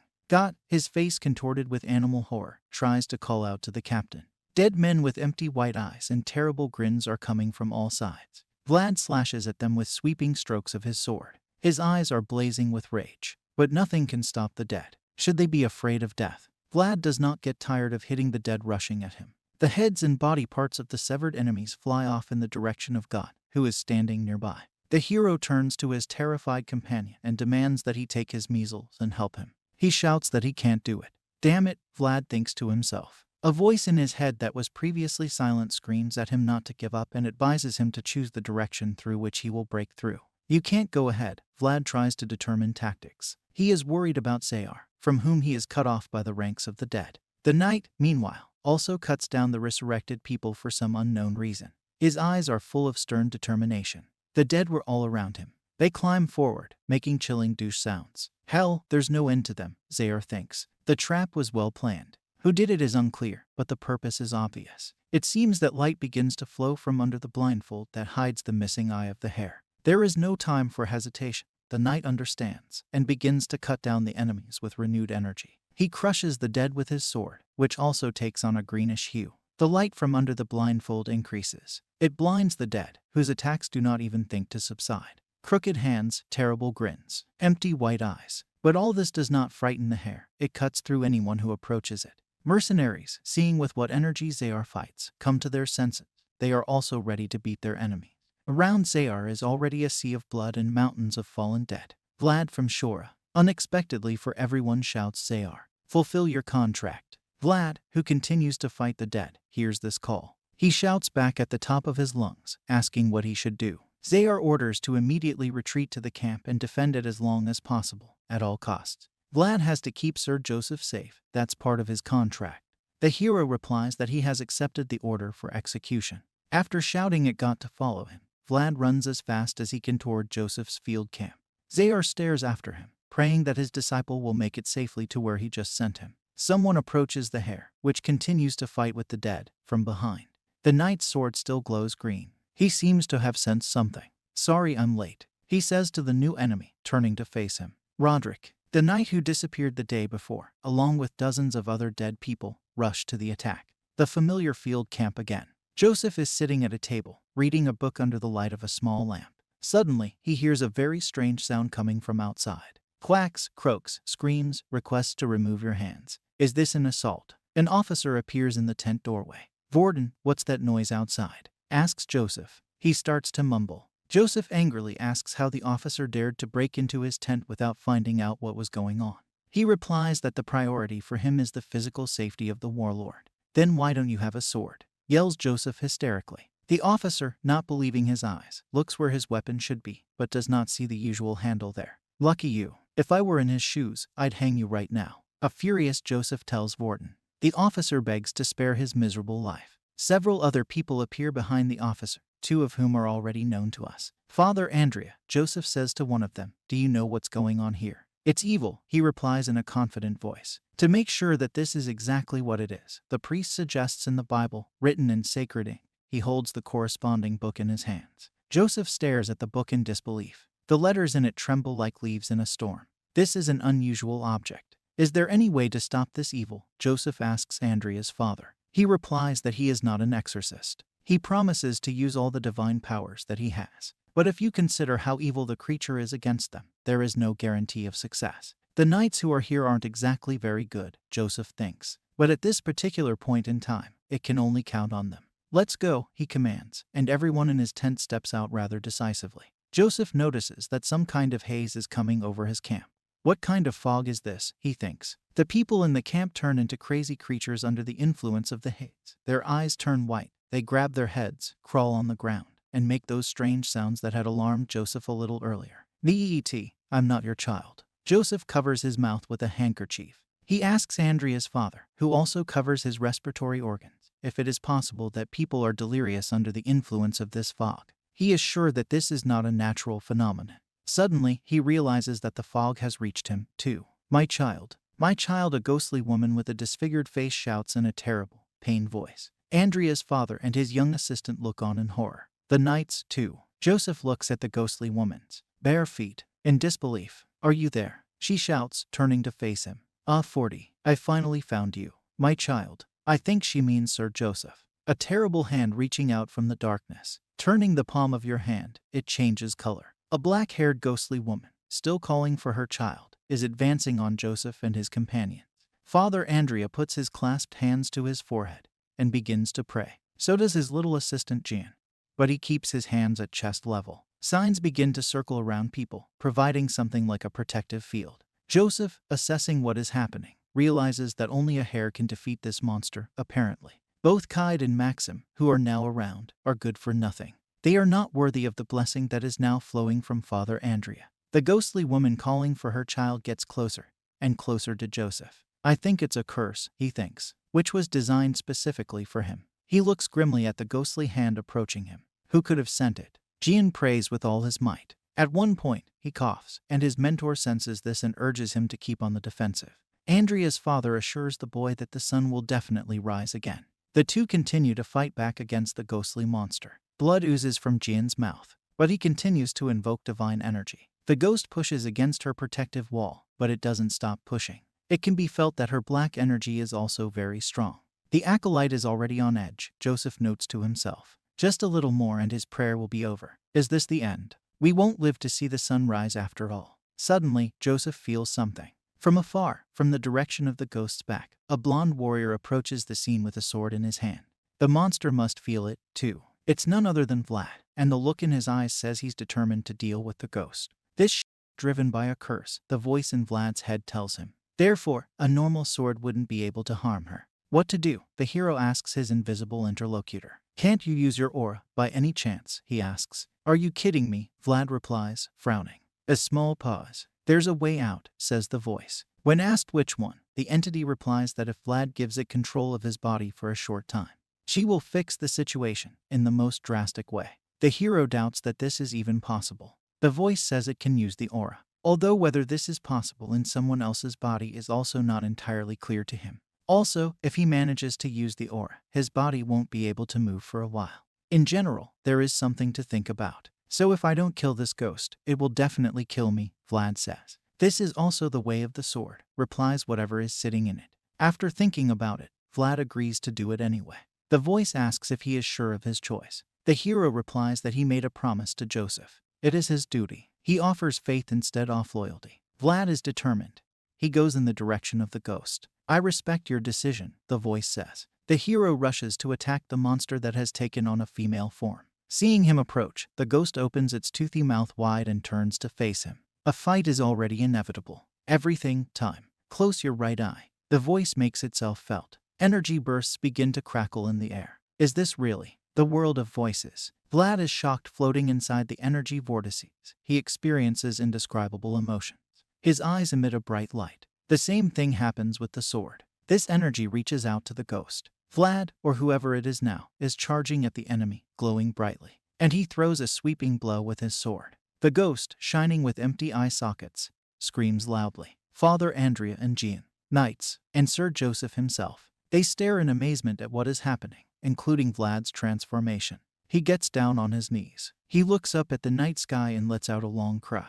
Joseph frantically calls out to him, but he, undergoing some transformation, does not hear. That was definitely a trace of aura, Joseph thinks to himself. I don't know how he managed to achieve this, but he will definitely have to pay for it. The ghostly woman continues to call out to her child, emitting clouds of black mist around her. She moves in the direction of Vlad, who continues to undergo changes, knelt down. Joseph loudly orders the holy people to continue reading prayers, and then rushes to Vlad. He takes him by the arm to lead him away from the ghost, but it is inexorably approaching. He grabs Vlad's leg. Joseph tries to pull the hero away, but is unable to do so. He mentally curses his fragile body for not being able to cope with the situation he is currently in. Sir Joseph, he hears suddenly, who grabs him firmly by the back of his cloak. I apologize for the discourtesy, says a mustachioed officer who burst into his tent earlier. And he throws aside both his immediate commander and Vlad, whom he tried to snatch from the clutches of the monster. The ghost woman, who has missed the loot that was already in her hands, lets out a desperate wail. Father Andrea understands that at least for a while, his allies are saved from death. This is the first time I'm glad you're on my side, says Joseph. Vlad thanks him. He's on one knee, one hand on the hilt of his sword. He asks the priest to bless his sword. He must release the poor woman from her torment. I understand, the priest says, looking at Vlad. He grabs the blade of his sword with his bare hand, and it's covered in blood. I blessed him, he says. Vlad thanks the priest and takes back his weapon. Vlad raises the back of his gloved hand to his mouth and resolutely moves toward the ghostly woman. She seems to have lost some of her powers as a result of the previous encounter with Vlad, and now just lies on the frozen ground. Vlad looms menacingly over her. Please help me find my child, she pleads, still holding out her hand. Vlad looks at her with pity. Just for a brief moment, he saw the woman who was locked in a dark basement. Being still a living person, she stuck her hand through the bars and screamed desperately, "Child, my child." And the fragile body of her child lay on the cold floor, with her bare legs sticking out from under the blanket. Please, please, give me my baby back. This woman had no choice but to plead with someone invisible as she watched her child die in despair. A terrifying memory that was in the mind of this ghost. Rest in peace, Vlad says, and they raise their sword over the unfortunate mother. Who are you? From the empty eye sockets of a terrible ghost, tears flow like a stream. Vlad ends his suffering by lowering his sword. The ghost finally looks somewhere in the winter sky. My child. Vlad presses his forehead to the sword protruding from the body of the slain enemy. Dark clouds on a purple background. Before us is a robed mage who, without touching, controls a black vortex that circles over a small chest with yellowish hinges. The magician's facial expression can serve as the personification of malice. He keeps his hands close to the vortex, but it suddenly dissipates in the air. I can't feel her presence anymore, he thinks. Was she defeated? But who? Among them, there is only one knight who knew how to use aura. So it was you. The rat who controlled all these puppets. A hair appears in front of the magician, who still glows with greenish energy. The mage stares at him in horror. Is that him? Asks Joseph, the one who ruled the dead from the shadows. Zayar, who holds the severed head of the magician in his hand, replies that, most likely, it really is him. Besides, he seems to have found what the ghost woman was looking for so desperately. This is a chest that may well turn out to be a child's coffin. Joseph asks Zayar to take this item to the priest. The investigation will continue after returning to Barna. The interlocutors stand on a hill above the military camp, talking about the success of their campaign. Joseph says that this venture, as it seems to him, ended in complete failure. But for some reason, he also has a sense of relief. How did that guy perform? Asks Zayar. Joseph replies that he thinks they've found the one they were looking for. It will be Joseph's sword. This guy is indeed a sword that shines brighter than anyone else. I didn't wake up for 3 days, Vlad asks. The voice in my head tells me that it is, and I need to be more careful next time. The hero has a sword in his lap. The voice tells him that he didn't think the side effects would be so severe. I'm still happy, says Vlad. I thought that they would immediately pack up and move off, throwing me into the cart like some kind of luggage. They seem to have been waiting for your recovery on purpose, says the one who lives inside Vlad. This Joseph seems to care a lot about you. Vlad gets up heavily from the bed, leaning on his sword. Unable to open his eyes properly, he pushes the bed curtain aside. Then he comes out of the tent and looks around uncomprehendingly. The camp is no longer there. Well, he says, it's understandable that they escaped after going through such difficulties and trouble. Gott runs up to Vlad, holding a spear in his hand. He is very happy to see that the hero has woken up. According to him, he was very worried about Vlad. I'm willing to believe it, especially after you ran away from that place, the hero teases him. Gott laughs merrily and remembers that Vlad promised to pay him extra when they get back. He had taken him to the camp, and then risked his life by returning to that place with Sir Knight. It would have been nice if Vlad hadn't forgotten about it. Vlad promises to tell his superiors about Gott's glorious deeds. He says that Zayar ordered him to let him know when Vlad wakes up, and Sir Joseph is in his tent right now. Maybe Vlad should go there. The hero praises Gott, turns around and leaves. Don't forget to tell them about me, the mercenary shouts at Vlad's retreating back. How noisy he is. He grumbles with displeasure. Joseph's tent. You're drinking, aren't you? Wine is poured into the glass from the bottle. Vlad replies that he once worked in a brothel, so naturally he tried a lot of things. The only thing was that the wine there was incomparably cheaper. Joseph, who, in fact, treats the hero, confirms that this drink is for noble person. He thanks Vlad, noting that he could have just run away when the ghostly woman attacked the camp. The hero replies that they have a contract, and he just acted in accordance with it. That's right, the source confirms. You promised me faith, not loyalty. Despite the fact that the contract was signed verbally, Joseph reflects, this guy completely fulfilled it. I can't lose someone like that. No way. I have to make him my subordinate. So it's time for me to keep my end of the bargain, he says aloud, pushing Vlad a glass of wine. I'll reward you for what you did. I officially invite you to join the Bezid family. Vlad, who has a glass next to him, looks at Joseph a little startled. Varna is the capital of the Bezids. Zayar informs Joseph that he has finished ferrying the mercenaries. He praises the knight and offers to spend the night here, as he must write a report on the conquest campaign.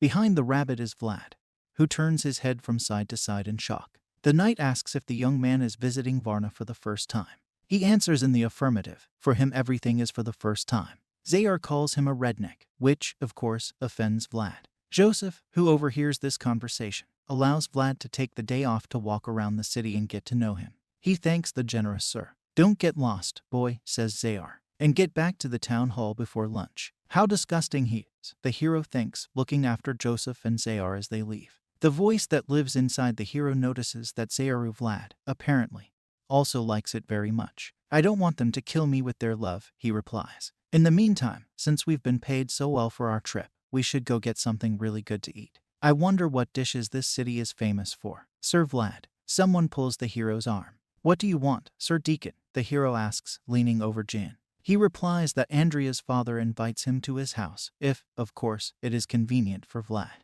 The priest wants to see me. Vlad and Gian are standing on the stairs in front of the grand cathedral entrance. How huge it is, says the hero. Even in Shora, the main temple is not so big. Despite the fact that the official capital of the Bezids is considered to be Sutrama, Gian says, raising an edifying finger. The religious one is based here in Varna. Come in, please, adds the kid. The father will come soon to meet you. Vlad goes into the cathedral, noting that it looks absolutely amazing inside. He begins to examine the interior. Huge windows, majestic golden cross with radiating rays, magnificent iconostasi. They call me praying Riemann, he thinks, even though I haven't really prayed once. Why do I feel a little ashamed of it now? Andrea's father appears, apologizing to Sir Vlad for keeping him waiting. It's all right, father, the hero replies. Thank you for inviting me. He laughs, ending the exchange with a please. Here, take this. He hands Vlad a small object. This is an identity card. Sir Joseph probably has one of these ready by now, but they're usually given out by the church, since the blessing of the Lord extends to the entire region. Vlad is surprised, and you can tell by the look on his face. The guarantor, priest, Andrea. With a beaming smile, Andrea's father says that Vlad can always come here if he finds it difficult. From now on, I am your guarantor, he says solemnly. The hero is speechless. A slum boy who didn't even have a birth registered got a guarantor and registered his name in this world. From now on, he is no longer Vlad of the slums. He is Vlad of Shora. The Bezid County has 12 small towns and 3 large ones. The main transport hub is Shora. Varna is a religious center. And here, Joseph says from the window of his carriage to Vlad, who is standing next to him. The capital is Sutrama. A smart carriage enters the gate, located at the base of the tall and seemingly impregnable walls. A masterpiece of urban architecture with a red roof, porticos, stairs, and columns. Zayar tells Vlad and Got that they are visiting Sir Joseph, and they must behave properly. Any stupid thing they do will directly affect the reputation of the owner. Behave with dignity, and not like savages who have descended from the mountains, the knight warns. The maids will bring you food and drink, he continues. When will they do it? 2 young men listen attentively to their older friend. Don't touch anything and just wait. You will only create bad rumors if you eat like barbarians. Vlad timidly tries to object, but Zayar, who is already leaving, cuts him off, telling them not to eat anything. The door opens. Vlad and Got enter a luxurious room. It looks like someone's private office, only very large. The Bezids are pretty cool, aren't they? Says Got enthusiastically. I've never seen you before. A voice suddenly reaches the 2 young men. Startled, they turn in the direction it came from.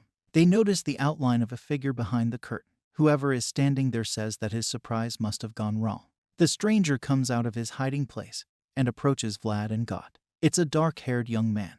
Vlad thinks he recognizes him. Who are you? He asks. He really does look familiar, Vlad thinks. But his aura is something special. It feels like he can cut a person in half just by looking at them. I am Got, Vlad's companion says timidly, bowing his head respectfully and putting his hand to his chest. We accompanied Sir Joseph on an expedition, and I see you're a Got. The owner of the office cuts him off in mid-sentence. And who are you? He asks Vlad, who seems to be much more interesting to him. I am Vlad of Shora, he replies. The brunette says it's the first time he's ever heard that name. Just look at it, he thinks. What a dangerous, piercing look he has. He doesn't even think about taking it away.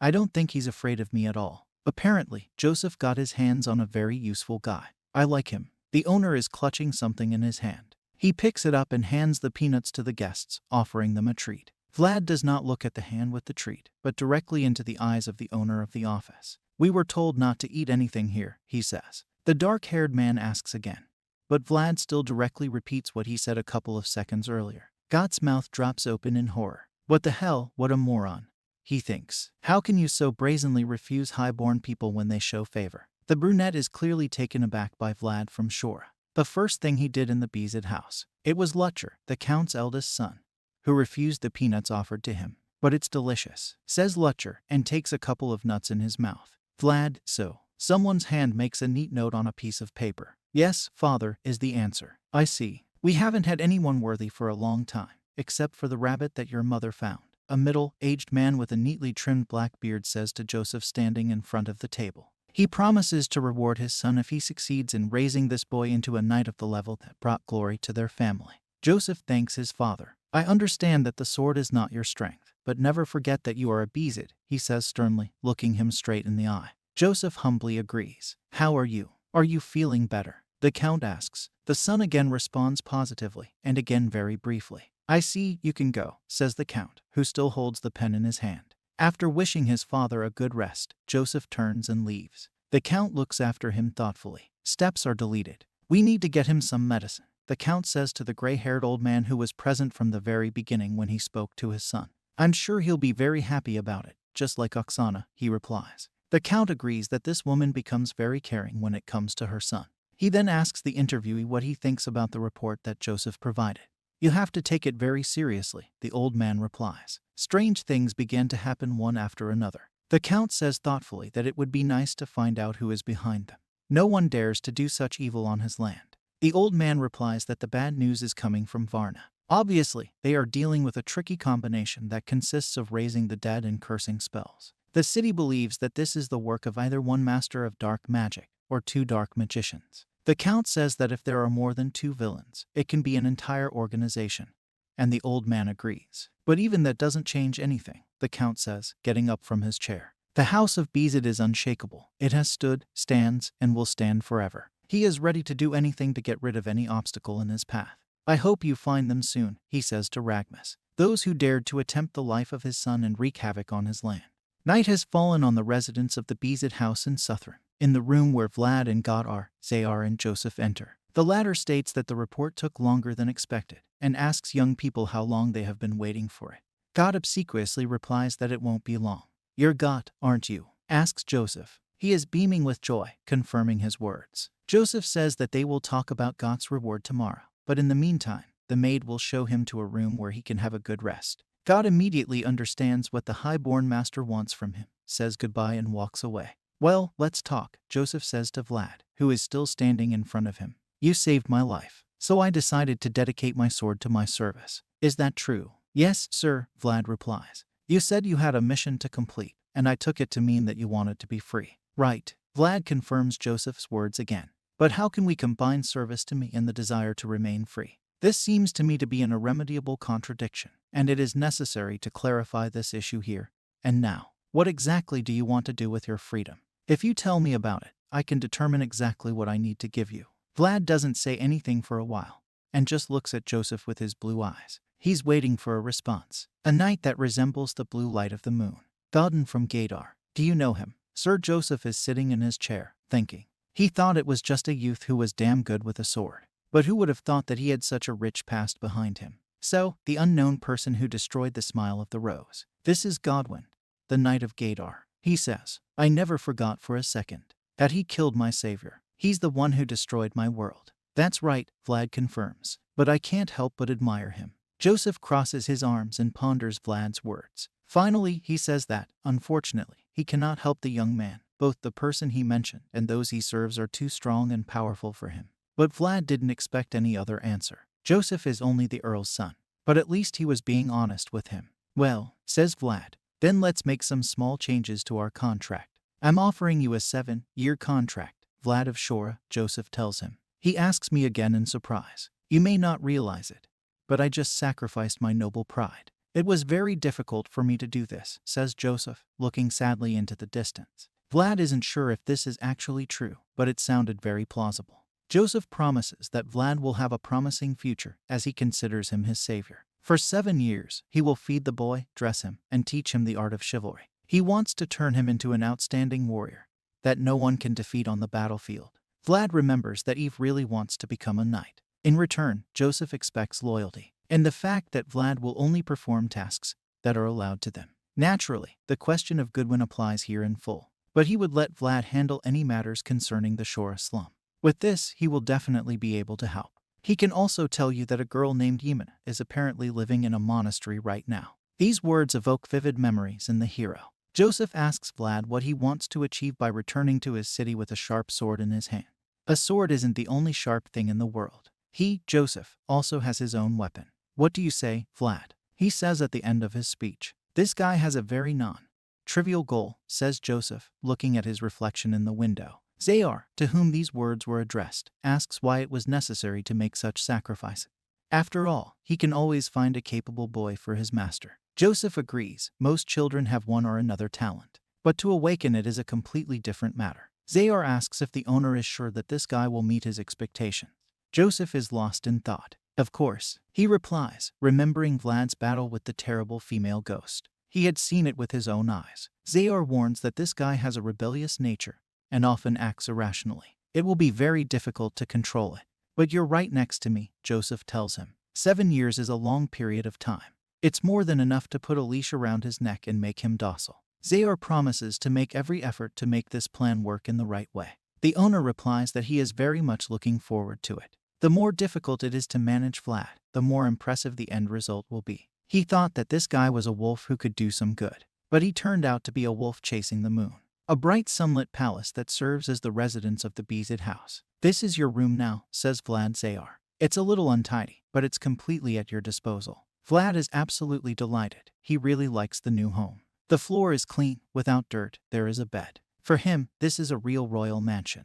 Zayar is somewhat surprised by this delight. I see, he says, I forgot you were from the slums. We usually train representatives of well-to-do family, and they hardly manage to adapt to these conditions. But you, he adds, there shouldn't be any problems, as long as you don't get caught up in them yourself. Yes, about the peanuts I didn't take from Sir Lutcher. Vlad tries to justify himself for his earlier discourtesy, but Zayar cuts him off in mid-sentence. It seems that the student did not listen at all to what he wanted to convey to him. Turning away from Vlad, the knight says that he is waiting for him after lunch. They will have a joint training session.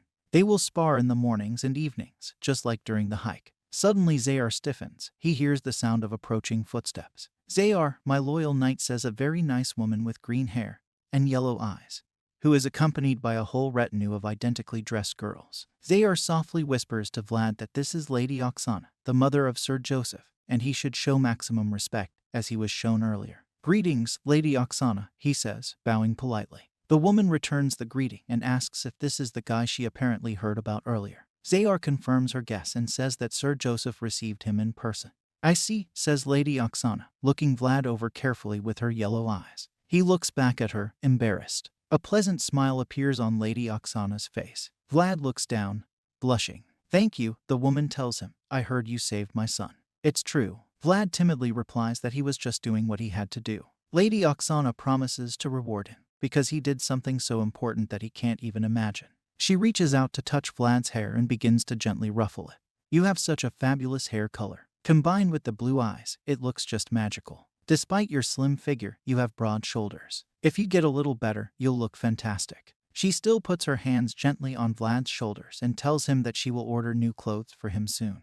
Vlad's face is flushed with embarrassment as he thanks Lady Oksana under his breath. Still smiling, she narrows her eyes. Keep it up, Sir Zayar, she says, and then leaves, followed by her entourage. The knight wishes her a good day in parting. What was that just now? Asks Zayar of his student, who is still unable to regain his peace of mind.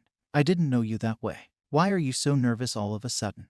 Vlad tries to justify himself. Perhaps this reaction was caused by the fact that he had never communicated so closely with a noble woman before. Okay, you were very good for the first time, Zayar tells him. This is very strange, but the knight himself does not feel very comfortable around Lady Oksana. He sends Vlad to lunch, and when he understands the order, he leaves. Large dining room with far-reaching ceilings. Some gets out a lot of saliva from his mouth, and it falls straight into the plate, where you can see both pieces of meat and some vegetable.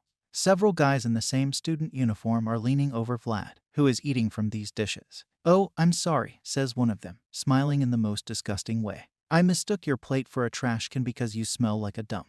His companions laugh loudly. The joke seemed very successful to them. Vlad's eyes start to burn with fury, but he simply scoops up the spittle that has fallen into his plate with a spoon and throws it behind his back.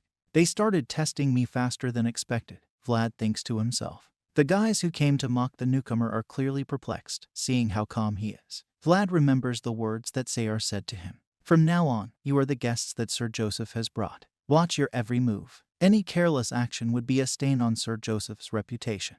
I can't beat up these freaks without tarnishing Joseph's reputation, can I?" Without waiting for the desired effect, the bullies walk away, calling Vlad a bastard and promising to meet him later. "What's your name?" asks Vlad to the one who spat on his plate. "What?" he asks blankly. "I asked your name." Vlad repeats his question, looking menacingly at the opponent. Seeing that look, he breaks out in a cold sweat of fear. "Is he trying to kill me?"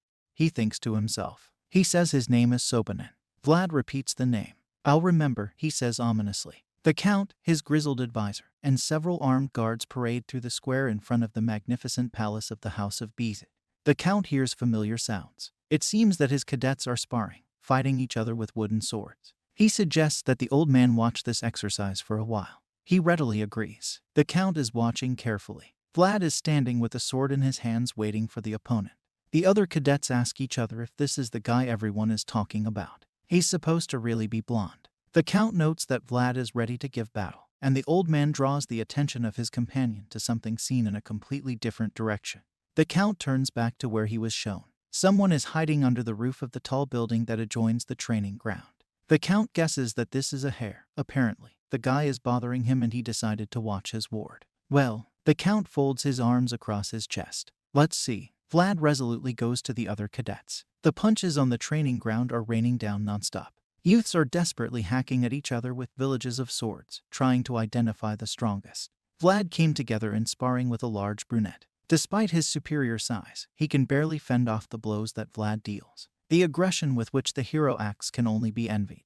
"How reckless," says the Count, who is watching the match. "You think so, my lord," the old man standing next to him replies. "But if you think about it," the Count continues, "he doesn't lack courage. The guy uses everything he has learned in practice. Remember this, Vlad. Each movement of the sword starts with the feet. You can inspire fear. Hit your opponent with the movement of your legs, shoulders, and even your gaze." Vlad shouts and swings a punch at a tall, black-haired cadet. "You can only control your opponent with your movements." Another punch. The opponent is very bad. He bends in half. Vlad looks him straight in the eye and throws out a control shot. Letting out a loud cry, the brunette squats on one knee. He was sure that Vlad would hit the left side of the body, but the sword did not fly there at all. Vlad grabs his opponent by the hair. "Lackey Sobanin," angrily says Vlad and raises his fist over the opponent suffering from pain. "Did you have a good laugh in the cafeteria last night? Was it fun? Why aren't you laughing now?" Vlad's eyes burn with anger. He strikes, and the opponent's face is covered in blood. The victim's friends are horrified to see what is happening. Cold sweat runs down their cheeks. It's really almost impossible to believe. The white-haired old man is also unpleasantly shocked. He tells the Count that cadets should not be allowed to maim each other during normal training. But the Count replies that there is nothing to worry about here. To become a knight, you need just such an iron determination. It seems that Zayar is also satisfied with this result, the Count says, glancing at the neighboring building. Apparently, this is true. "Stop. Stop it, damn you." Sobanin desperately shouts to Vlad, who is beating up his opponent.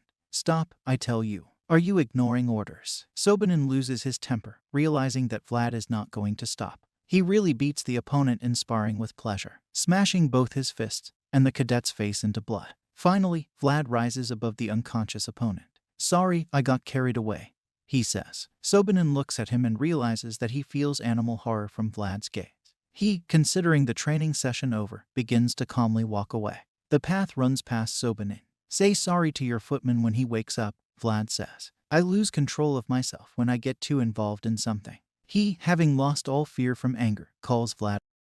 "Let me apologize to you, too," Vlad replies. "In advance. You can't just get away with it. I'll call you when I realize that my soup doesn't taste good enough." "But it's crazy," Sobanin thinks, looking after Vlad. "Sir Joseph brought a mad dog from the slums." Vlad grins ominously. Got, raising a spoon to his mouth, tells Vlad that he also heard the news about the beating that he committed in training. Rumors among the servants spread instantly.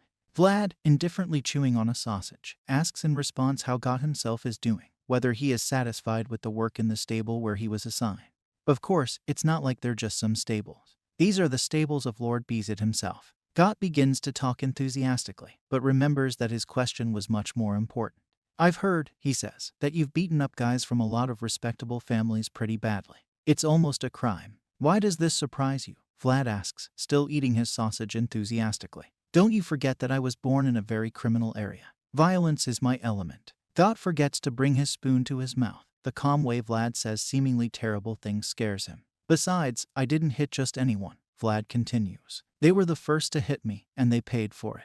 How can you talk about this so calmly? Got decides to ask the question that torments him. Listen, Vlad replies, don't you like that no one bothers us and we can eat in peace? And just at that moment, a couple of dining friends are called out by a fat-faced young man with a strange hairstyle, who is holding a tray of food in his hands and apparently wants to sit down with them. My name is Potter Canor, he says and smiles ingratiatingly. Vlad turns his head and asks him what he wants from him. Startled, Potter pauses, sweating profusely and holding a tray of food with shaking hands. Either sit down at the table or disappear, Vlad says. You're taking my appetite away.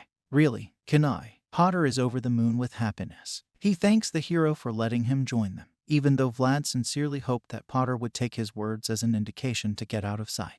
I've always eaten alone since I came here, says Fatface, sometimes even in the toilet. You can't see what I'm eating, Vlad interrupts. This sausage here. Very tasty, by the way. Potter's face breaks into a smile as he tells me that these sausages are really delicious, because his father supplies them here. The Canor family is one of the main suppliers and producers of meat products in the city. Potter had noticed earlier that Vlad had asked for an extra sausage, so if he wasn't already full, he could give him his own. Vlad asks, looking menacingly at his table mate, do you think I can be bribed with sausages? Be that as it may, we have a lot of meat products in front of us. Sausages, cutlets. Potter explains that his father sends him a lot of meat, and he just can't eat it all alone. Vlad considers the situation. Because all the cadets studying here come from rich families, he, who was born and raised in the slums, can't deal with them on equal terms. But you still need to make some useful connections, don't you? You know what, Potter says from Tulstamortamu, let's eat together from now on. You don't mind. He jumps up and down with joy. We cadets should stick together, Vlad tells him, patting him on the back. And it's not all about the sausages. A man in boots is walking somewhere. This is a hare, and he thinks that raising Vlad and serving Sir Joseph at the same time is very difficult. He hopes that Kaid and Maxim will recover quickly and help him. Suddenly someone calls out to the hare. It's a fat, bearded man in a fur-lined cape, and he asks why the knight is in such a hurry. Zayar welcomes Sir Gregory, but inwardly wants to get rid of him as soon as possible. The bearded man notices that the hare doesn't really want to see him. The knight replies that he really has a lot to do. Naturally, Sir Gregory laughs. It's not going to work any other way in Joseph's service. Zayar asks to explain why the other person stopped him. To be considered a respectable knight, he says, one must have students. And it's not too late for Sir Zayar to take one right now. You can try it yourself, Zayar replies, wondering why the man even started talking about students. I have already raised one, says Sir Gregory, whose name is Potter. He turned out to be too big. I would like to hope that he will lose weight. What are you driving at? Perplexed Zayar. Vlad, then, yes. The fat man hints at something. He seems quite skilled for his age. He's so strong and brave. I don't have time. Let's get straight to the point, Zayar demands. Sir Gregory replies that it is their custom as knights not to interfere directly in the affairs of their apprentices. It looks ugly because, but Vlad seems to have made friends with Potter. Zayar declares that Vlad is not one of those who seek someone's friendship. If you don't mind, says the fat man, ask Vlad to keep Potter by his side. He's my nephew, and I don't want him to be beaten and humiliated by anyone who cares. I asked the other guys to keep an eye on him, but none of them liked the idea. Free of charge, asks Zayar. If all goes well, I'll be willing to serve you once, the plump knight promises. I don't think this guy will listen to me, Zayar says thoughtfully. Stop it, he's a real rising star, Grigori says. The knights bicker for a while longer, before finally going about their business. If you want my opinion, you're the problem, Captain. Vlad and Got, sitting on a simple wooden bench, discuss why the horses refuse to obey the hero when he tries to sit on top. The animals are well trained, used to walking, but they always try to escape from Vlad. Got says it's not a question of Vlad's skills as a rider. It's obvious that something strange is happening.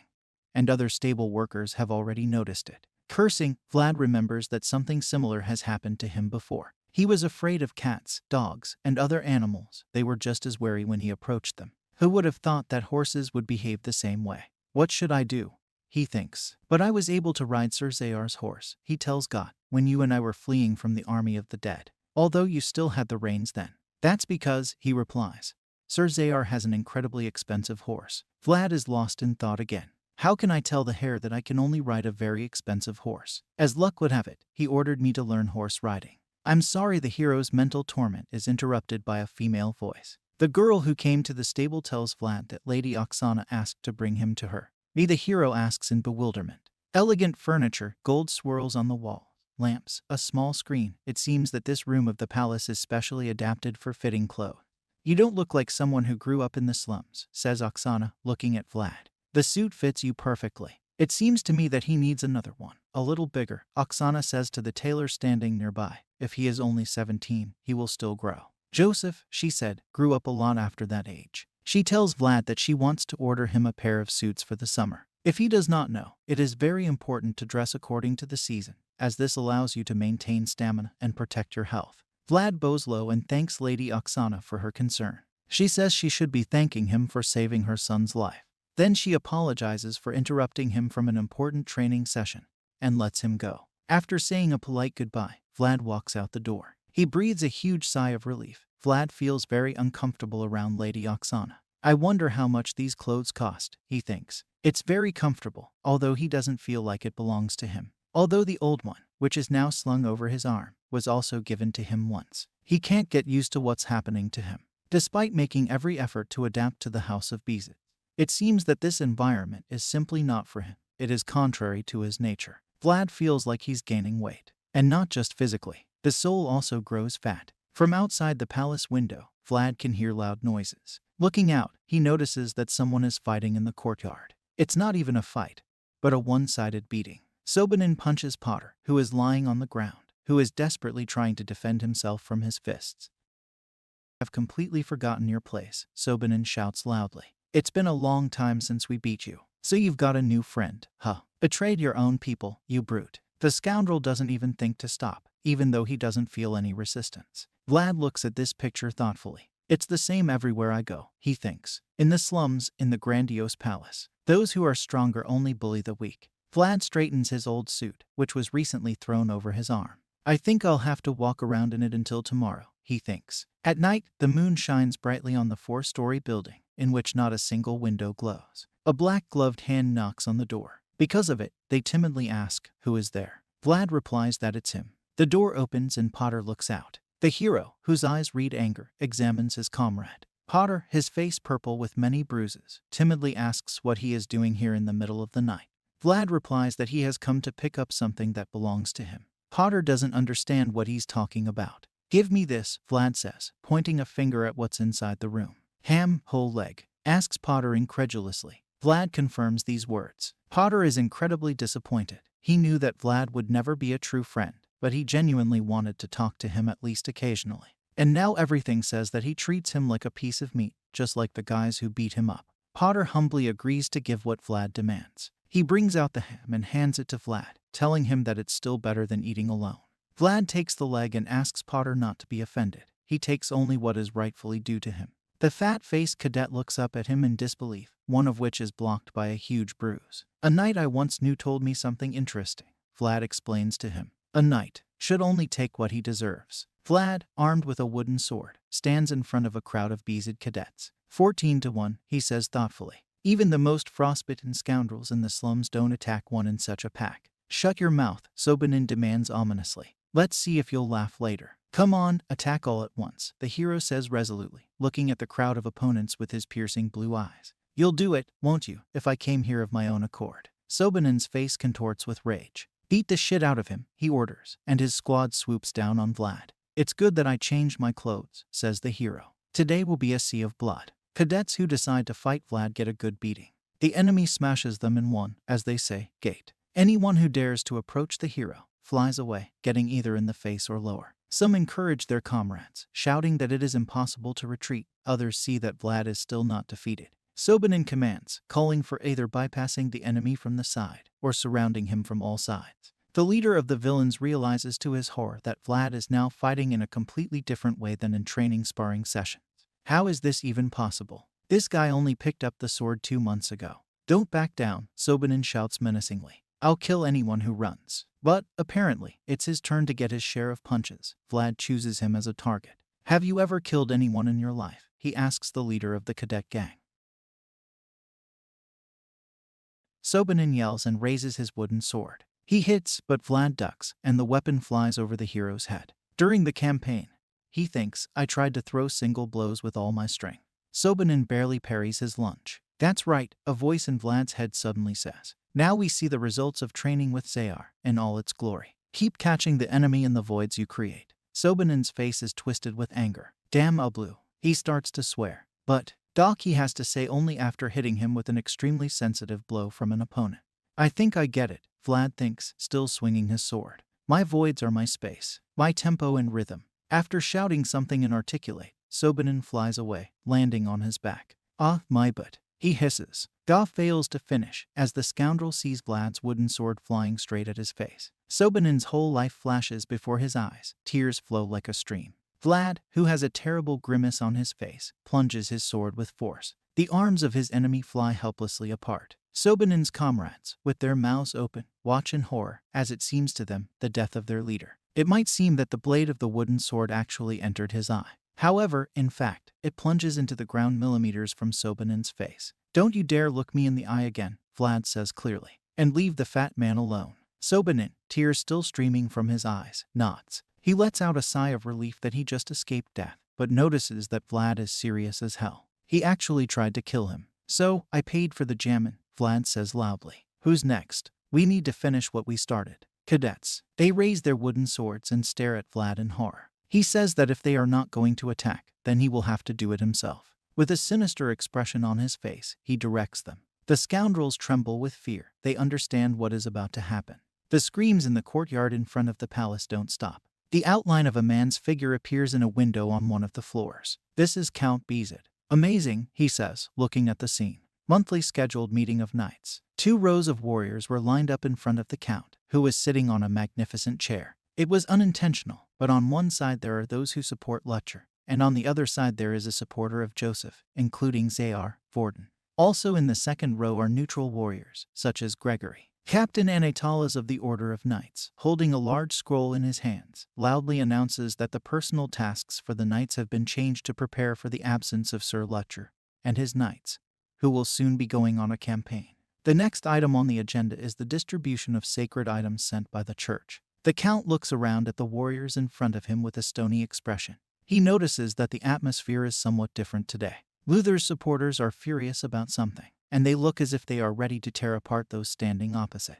On the other hand, Joseph's followers are clearly satisfied with something, and even chuckle. Well, that's really something to be happy about, the count thinks. The latter haven't had much to be happy about lately. Zayar glances at the count. He answers him with a very sly squint. Is he smiling? Thinks Zayar. The meeting is declared closed, Anatolas declares. All knights once again get acquainted with their outfits. The warriors disperse, leaving the hall where this planned meeting was held. Zayar hears the remarks uttered by Luther's supporters, who are behind him. He brought a rabid dog into town that doesn't even know who can bite and who can't.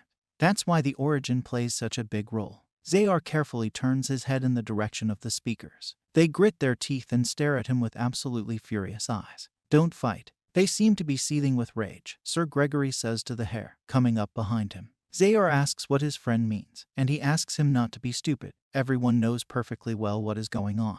I heard that Vlad had a great exorcism session, he says. Even his instructor said that he couldn't handle him, as the guy was above all standards. What, really? Asks Zayar, and he thinks how obnoxious the guy with whom he is now communicating.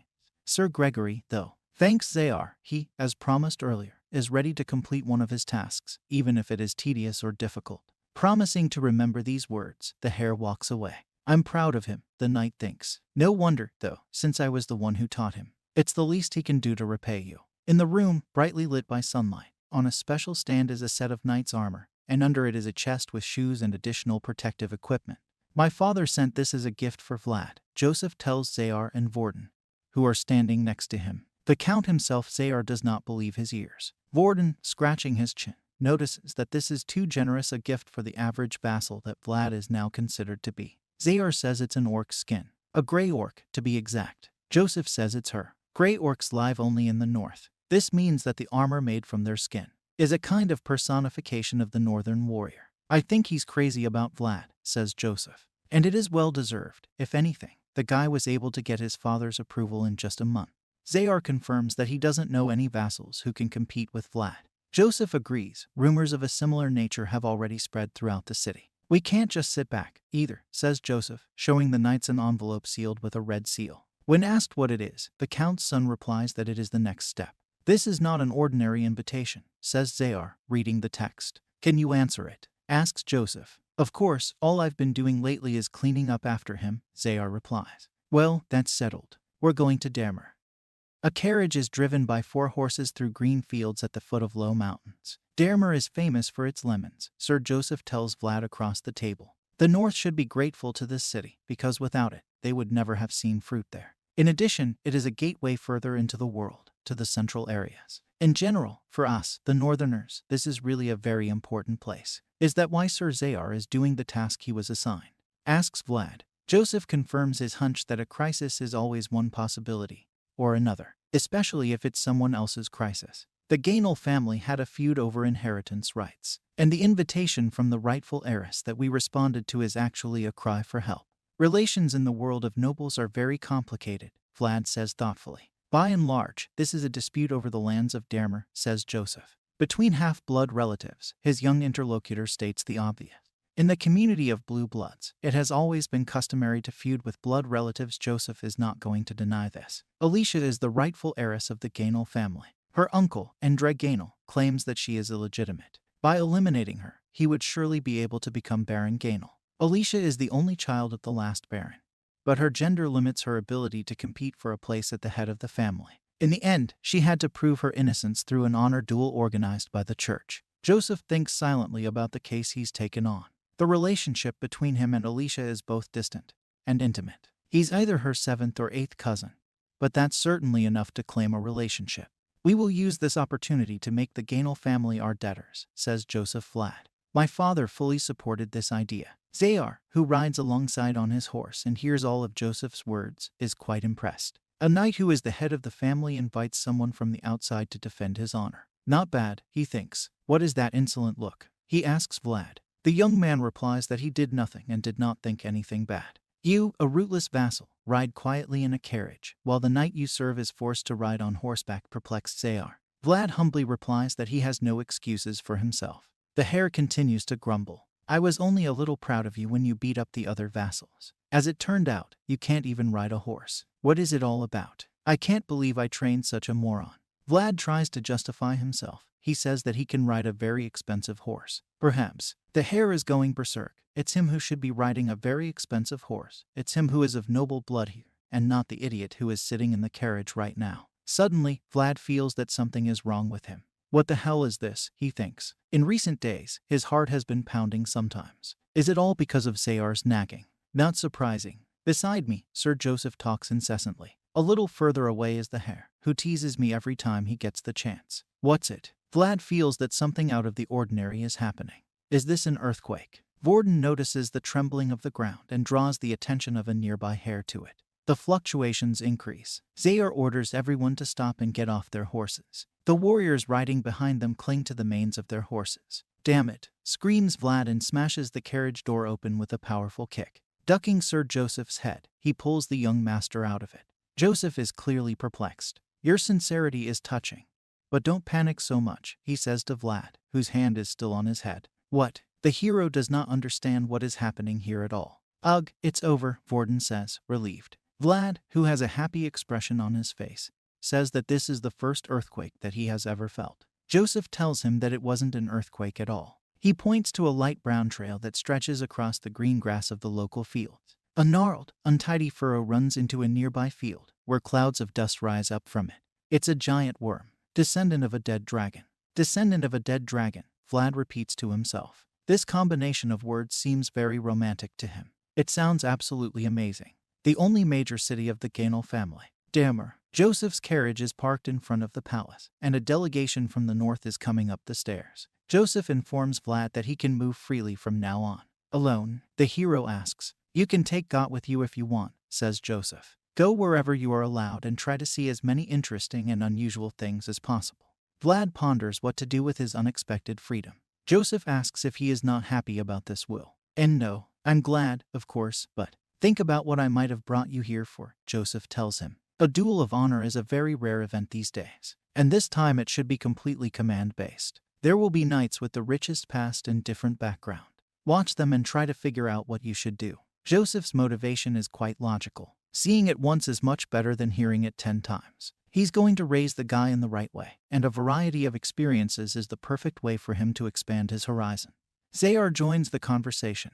He warns Vlad not to let himself be beaten in some slum, and says that the evening sparring is not cancelled, he must report for it. The hero asks you not to take him for a completely incorrigible idiot. To which the knight rather callously replies that he has already lost faith in his disciple. He can't even ride a horse. "You will come to my house in the evening, and if you notice anything unusual, you will tell me immediately," Sir Joseph says in parting. Vlad nods in agreement and says he understands. Left alone and rejoicing in freedom, Vlad decides that first it would be nice to look around in an unfamiliar village. It's smaller than the Bezid mansion, and it looks old. Is there anyone watching the buildings at all? Famous for lemons, right? They seem to be having a really bad time with their money right now. Vlad grabs the hilt of his sword and begins to hear the voice that lives in his head. "I think I remember coming to this place," he says. "I definitely saw that tree on the hill. I think it's time to pray, for the first time in a long time," says Vlad. "I'll give you the sword, and you'll give me the memories." We can see that the tree that the voice was talking about is standing next to several graves. "All this time only I took, and now it's time to give." The rays of the sun illuminate the spacious hall with high ceilings. "I am truly grateful that you have come all this way to come here, Joseph Bezid," the woman says, rising from her chair. He puts his hand to his chest and says in the most polite voice that he could not help but respond and intends to help resolve the crisis with the establishment of a legitimate heir. After all, the call of blood is more important than anything else. "Miss Alicia," Joseph says to his companion, "Count Bezid has already resolved this. Only your decision remains." Alicia replies that she has already made up her mind. "Everything will be as the Count wishes, naturally, in the event that a duel is won." "You don't have to worry," says Joseph, his voice full of confidence, "because the Bezid sword always promises victory." Alicia's palace lit up by the bright rays of the sun. Joseph, Zayar, and Vorden walk down the stairs. They discuss the conversation that took place there. "We must not take it lightly. Her temper is domineering. It may seem risky, but she's definitely keeping her cool." Joseph declares that he agrees with the previous remark. He felt it, too. She held the upper hand in the negotiations until the very last moment. But the plan remains the same in any case. "The only thing that remains after us is memories." Vlad stands in front of the graves of a small cemetery under a tall tree that doesn't have a single leaf. That's why people are so desperate to leave any traces behind. When they look back at these scars, they can remember things that happened to them once. Vlad, looking sadly at the graves, says aloud that he would be glad if his mother left something similar. He's leaning over a gravestone that no one seems to be tending for a very long time. His slender fingers brush the leaves from the stone. "Paying homage to the owners of this land is only natural," he says. "I didn't say anything awakens the essence that lives in the hero." Vlad smiles ruefully. He tells the unseen interlocutor that he can watch as much as he wants. Vlad stopped watching the knights and came here on purpose. The voice thanks the hero. Vlad takes out his sword, sticks the point of it in the ground, and gets down on one knee, pressing his forehead to the hilt. He's trying to feel something. Finally, the ghostly figure of a young man with a superbly toned torso appears behind him.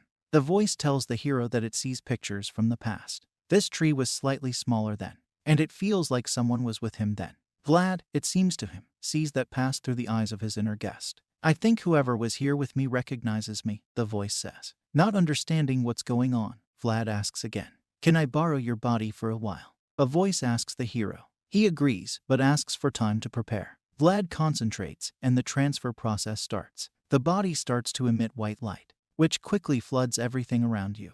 The energy is very powerful. Vlad suddenly sees someone. An expression of complete bewilderment appears on his face. In the branches of the tree, glowing with the same white energy, a huge snake appears. "It's a ghost," says the voice. The snake sticks out its long tongue and looks at Vlad. Is it a ghost? He thinks. He's been dealing with mysticism too much lately. "I think she's looking at me."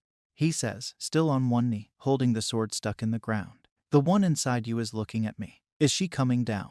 Thinks Vlad, looking at the ghostly reptile. I don't think it will bite, says the voice. How do you know? Vlad replies in fright, breaking out in a cold sweat. Wait a second, the hero thinks to himself, if you think about it. She seems intimidating and creepy, but I don't really feel any real threat from her. The snake is kind of warm, like a spring breeze blowing from the hills. Who are you? A girl asks, coming up behind Vlad, who is kneeling on the ground. The hero's eyes are filled with genuine amazement.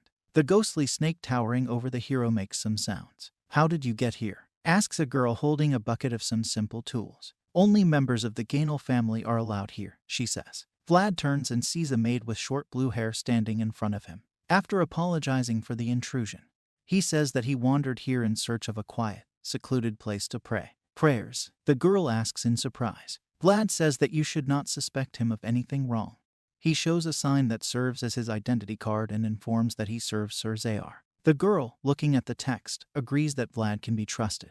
He thanks her. For a while, they just stand there and don't say anything to each other. Vlad thinks that his visit to this cemetery by the local nobility may be considered something like blasphemy. If this is reported to someone who shouldn't be, it might cause problems for Sir Joseph. He remembers Zayar's face and realizes that problems may arise for him as well. It is necessary to persuade her to keep quiet, the hero decides. Do you need my help? He asks the girl. Seeing the bewilderment on her face, he says that she is probably a servant who came to clean up the graves, and he can help her with this. She just glares at him. To be honest, I've already cleaned up a little bit here, Vlad continues to shame.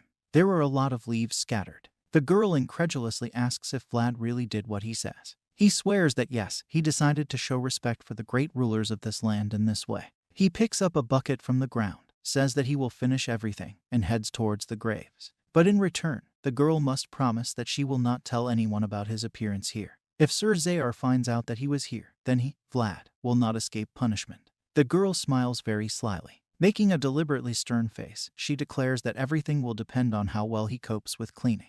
Damn it, Vlad thinks to himself. Why do the beautiful girls he meets always make his life difficult? Anyway, he grabs a rag and starts scrubbing the headstones assiduously. The blue-haired girl, still grinning slyly. In the cemetery, where all this is happening, the wind blows, lifting up the leaves that Vlad recently collected. There are loud noises outside the Gainel family's palace. Steel swords clatter loudly against solid, well-made shields. Just amazing, Vlad thinks, secretly watching from the corner of the room. So this is what sparring between real knights looks like. They're very strong, says a voice in his head. Vlad asks if he means Sir Colin. The voice confirms the assumption, and notices that such strong blows that a warrior deals can break the bones of someone who is defending himself. He's really very strong, Vlad thinks. It is not for nothing that it is called the boar of the central region.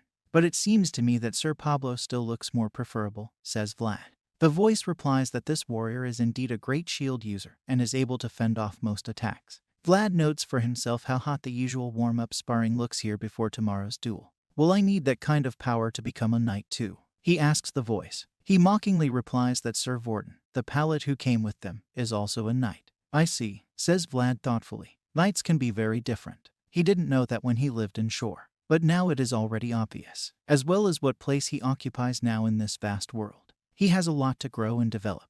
The day of the duel. On a small dais stands a shining, ornate throne with blue upholstery. Vlad fixes the strings of Zayar's armor. He asks to tighten them tighter. Vlad calmly fulfills his wish. So this is the guy who's trying to take away his niece's legal inheritance rights, he thinks, looking at the middle-aged man in relatively plain clothes. This is in Del Gainel. Zayar asks Vlad to look carefully at the fight, a duel between knights who are ready to sacrifice everything. This is a very rare, unique sight. And one more thing. Zayar says he has no idea what happened yesterday, but Vlad shouldn't worry about it.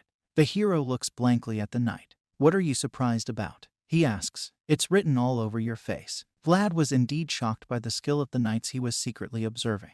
These were real monsters. They seemed invincible and invulnerable. Zayar tells him that the child must learn to take the first steps before he starts running, and they are not always very easy for him. So it's only natural that his Vlad, the journey may be long, but it will mean, among other things, that he sets high goals for himself. I see, Vlad says softly, continuing to fasten Zayar's shining armor. All rise, says the local master of ceremonies. The doors open and the rulers of Gainel must enter. Vlad realizes that he hasn't seen either of them in person yet. All he knows is that both men and women must be young.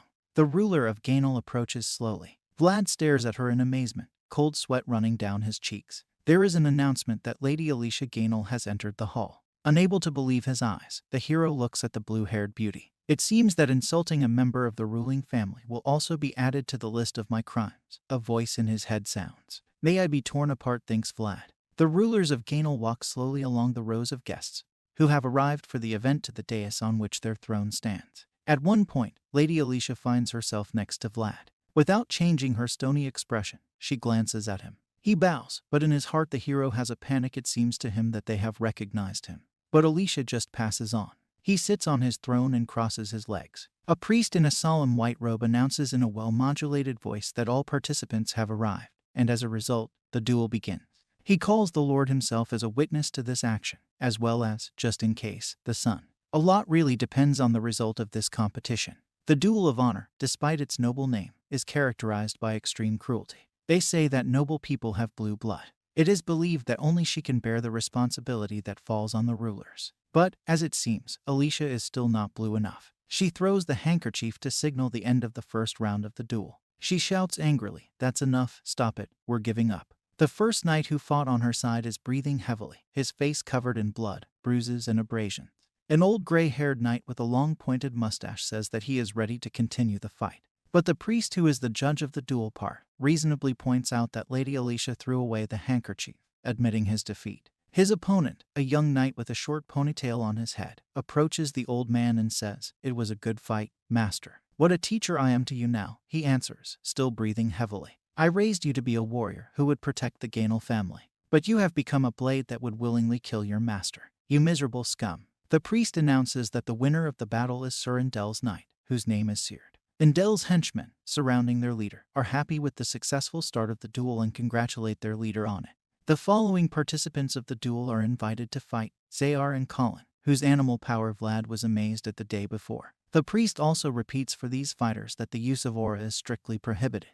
The fight ends immediately after the surrender, the sign of which can be given by both the knight himself and the contender for the leadership of the House of Jainar, on whose side he acts. In addition, the fight automatically stops if the participant is seriously injured. Zayar half turns to Vlad. "Watch and learn, rookie," he shows him with a barely perceptible gesture. He understands everything without words. Today's lesson will be held here. Zayar draws his sword with a majestic gesture. The topic of today's lesson will be the fat boar that stands in front of the mentor. The fight has begun. Colin swings it all the way from behind, hits it, but his sword whizzes right next to the hair and crashes to the floor. The face of Zayar, who seemed to be on the verge of death, is completely calm. Colin, on the other hand, is furious. He missed by only a couple of centimeters. However, he feels like he should win this fight. "We need to hit faster and harder," he decides. And he strikes again, also from behind. Zayar dodges again. One easy movement is enough for him, a step to the side. Another blow. The result is exactly the same. The sword sweeps very close to the elusive hair. Looking at his fighter, Indel tells his teammates that Colin is incredibly strong. Now he is driving the enemy into a corner from which he will never get out. But Sir Pablo, who also supports Indel, does not appear to share this optimism. "What's the angle?" he thinks to himself. "Can't they see that this fight isn't going in the right direction?" Sir Colin already understands this better than anyone else. "That I'm dead," he thinks. "Why can't I hit it?" "Oh," says the hare loudly. Roars Colin furiously, and charges at him with a kind of bestial energy. Another dodge by Zayar, but this time a sword strike back. "Look carefully," says Vlad, voice settled in his body. "Now he will show you what he wants to teach you." The hero concentrates so as not to miss a single nuance. Zayar's sword flies up to meet Colin's descending blade, and the opponent understands that now it will be very painful for him. Zayar hits the target. Colin whoops in surprise at the impact of his sword. The fight is effectively over. "Did you see that?" a voice asks Vlad. He forced the opponent to miss, deflecting several of his earlier attacks. This technique is called a counterattack. Zayar brings the back of his hand to his cheek and raises the sword on his outstretched arm. Vlad puts into his mind what he just saw and understood. A counterattack is a reflection of the enemy's attack and a quick response resulting from this action. Colin's sword slams into the floor, knocking out shards of stone. Zayar towers over the kneeling opponent. "He's on a level beyond my reach," Colin realizes desperately, defeated. "It's like a giant wall that I can't overcome with all my will." With tears in his eyes, Colin admits defeat. The priest announces that the winner of this battle is Sir Zayar, a knight of Lady Alicia. A charming smile appears on the girl's face. She is just happy. The opposing side is naturally very disappointed. Zayar, slightly lowering his head, moves away from the panting Colin. He is extremely calm. He asks Vlad if he has learned anything from watching his fight. Yes, thank you very much. The student replies. The last battle begins. The white-robed priest announces solemnly. I am Pablo of Arnstein, says Indel's representative. His opponent claims that there is no need for representations. They seem to have already met. Pablo remembers that moment. Opposite him, as he then introduced himself, is Juber of the Shadjats. The voice informs Vlad that Alicia, as it seems to him, managed to attract a very strong knight to her side. Pablo is roughly Colin's equal, but Juber is much stronger than both of them. Alicia's representative calmly looks at the opponent, but then something strange happens. Alicia looks in disbelief at the knight who was supposed to protect her inheritance rights. He bows politely, as if about to leave. Sir Joseph doesn't understand what's going on either. Is he saying goodbye? He thinks, I, Juber of the Shadjat family, refuse the duel. The knight declares loudly. Lady Alicia opens her mouth in surprise. Zayar and Sir Duncan look angrily at the one who should have continued their work, but betrayed them. The expression on Joseph's face is hard to describe in words. Indel claps her hands together happily. He refused. So the duel is over, isn't it? He asks in joyful anticipation of victory. Joseph begins to guess that Juber was originally on the wrong side. Indel is in a hurry to record the result of what has just happened. He calls those present in the presence of the Lord to take an oath of service to him and only to him. Sir Joseph prevents an attempt to usurp power. He says that the duel is not over yet. Indel rather calmly states that Lady Alicia's knight has given up the fight, and this means that his side has won. He says he understands Joseph's concern, but there's nothing he can do about it, just accept it. The duel will not be considered over until I have a satisfactory explanation, declares Joseph firmly. The Bezid family will not tolerate the current outcome of the duel, he adds angrily. Mr. Indel, let's at least listen to him, his supporters ask their leader. Mr. Joseph is a representative of the North. Our knights are subjects of the center. If something goes wrong here, it could trigger a conflict between the North and the center. Indel grimly asks these advisors what they think he should do. Joseph, meanwhile, is silently considering the situation. If the best-case scenario has finally failed, then you should try to avoid the worst-case scenario. Right now, only certain defeat can bring the best result out of the remaining options. It will allow you to at least make some plans in the future. The duel must continue, Joseph says clearly. We can't allow Miss Alicia's reputation to be tarnished by a defeat of such a low order. Indel asks if Sir Joseph has a knight who can replace Sir Juber. If so, he agrees to continue the duel. Indel seems to have calculated everything. Duncan is the only knight serving Alicia directly, and according to an unwritten rule, guests can't bring too many knights with them. He simply has no one to put out. Yes, there is, Joseph replies, glaring at Indel. He listens in bewilderment as the visitor from the north solemnly says, I, Joseph of the House of Bezid, in the name of the honor of Miss Alicia, put out a mighty warrior. He points a finger at the unsuspecting Vlad. Vlada of Shora. Indel's face is twisted with rage as he shouts that Vlad isn't even a knight and isn't worthy to fight a duel. Joseph states that a duel of honor can be fought by anyone who can pick up a sword. The opponent also angrily objects that Vlad will be confronted by a full-fledged knight. For Arnstein, where he comes from, a fight with a vassal will be considered an indelible disgrace. Joseph gets really hot, too. He shouts that Indel should have remembered the honor of House Bezid when he organized everything that caused this situation. Indel demands to refrain from inappropriate hints, otherwise. I vouch for Vlad, angrily shouts Joseph. Well, if there is no other way, agrees Indel, thinking to himself that Vlad, this rootless vassal, will still lose quickly. Zayar begins to put Vlad in protective armor, and Vlad, still not believing in what is happening, asks if he will really fight a duel with a knight, damn it. After receiving confirmation, he asks if he can die. Zayar replies that if things go to the worst, he will step in. And if not the worst, but still bad. Shows legitimate interest, Vlad. Zayar doesn't say anything. Why didn't he say anything? Vlad thinks to himself. But the hero is called to him by Sir Joseph. He puts his arm around the boy and leans over his ear. Vlad doesn't know what to do. Oh, Mr. Joseph, this is unnecessary, he says, embarrassed. Just hold on for 10 minutes, he hears Joseph whisper. The owner goes on to say that he had a plan in mind from the very beginning, and that Vorden has already received all the necessary orders. All Vlad has to do is buy time. The hero asks if 10 minutes will be enough, and hears that if he lasts longer, it will be even better. Vlad whispers that he understands everything and will try to fulfill Joseph's wish. He advises him to be careful. Vlad walks up to Lady Alicia, who is sitting on her throne, and bows with his hand on his chest. She looks up at him with her blue eyes and nods silently. Vlad turns to his opponent in this duel. I am Vlad of Shora, the hero says to him, putting his hand on the hilt of his sword. Pablo, meanwhile, is fuming. He throws his famous shield aside and it clatters to the floor. You don't deserve to hear my name, he says angrily. When you, an unworthy puppy, showed up here, this duel was no longer a duel of honor. Unworthy. How he hates that word. Why do people always strive for something that glitters and shines, and despise everything that seems ugly to them? He really is from a place that is considered unworthy of anything.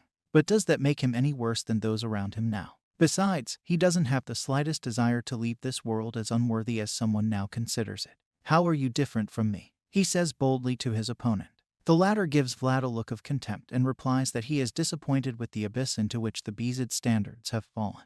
Vlad responds with a determined, angry look. You can ignore the rules of this duel. Use everything you have, Pablo tells him. Then he shows his sword and promises to shove it up Vlad's ass. Today, the boy deserved to shine. Vlad boldly charges at his opponent. Pablo deflects the blow with his sword and assesses the force with which it was applied. He pushes Vlad out of the way, because for the first time in his life, he raised the sword not for himself, but for someone else. Vlad rushes at the enemy again. The voice in his head again tells him to aim to the left, the side that Pablo was just defending. Vlad follows the advice, but the blow is repulsed again.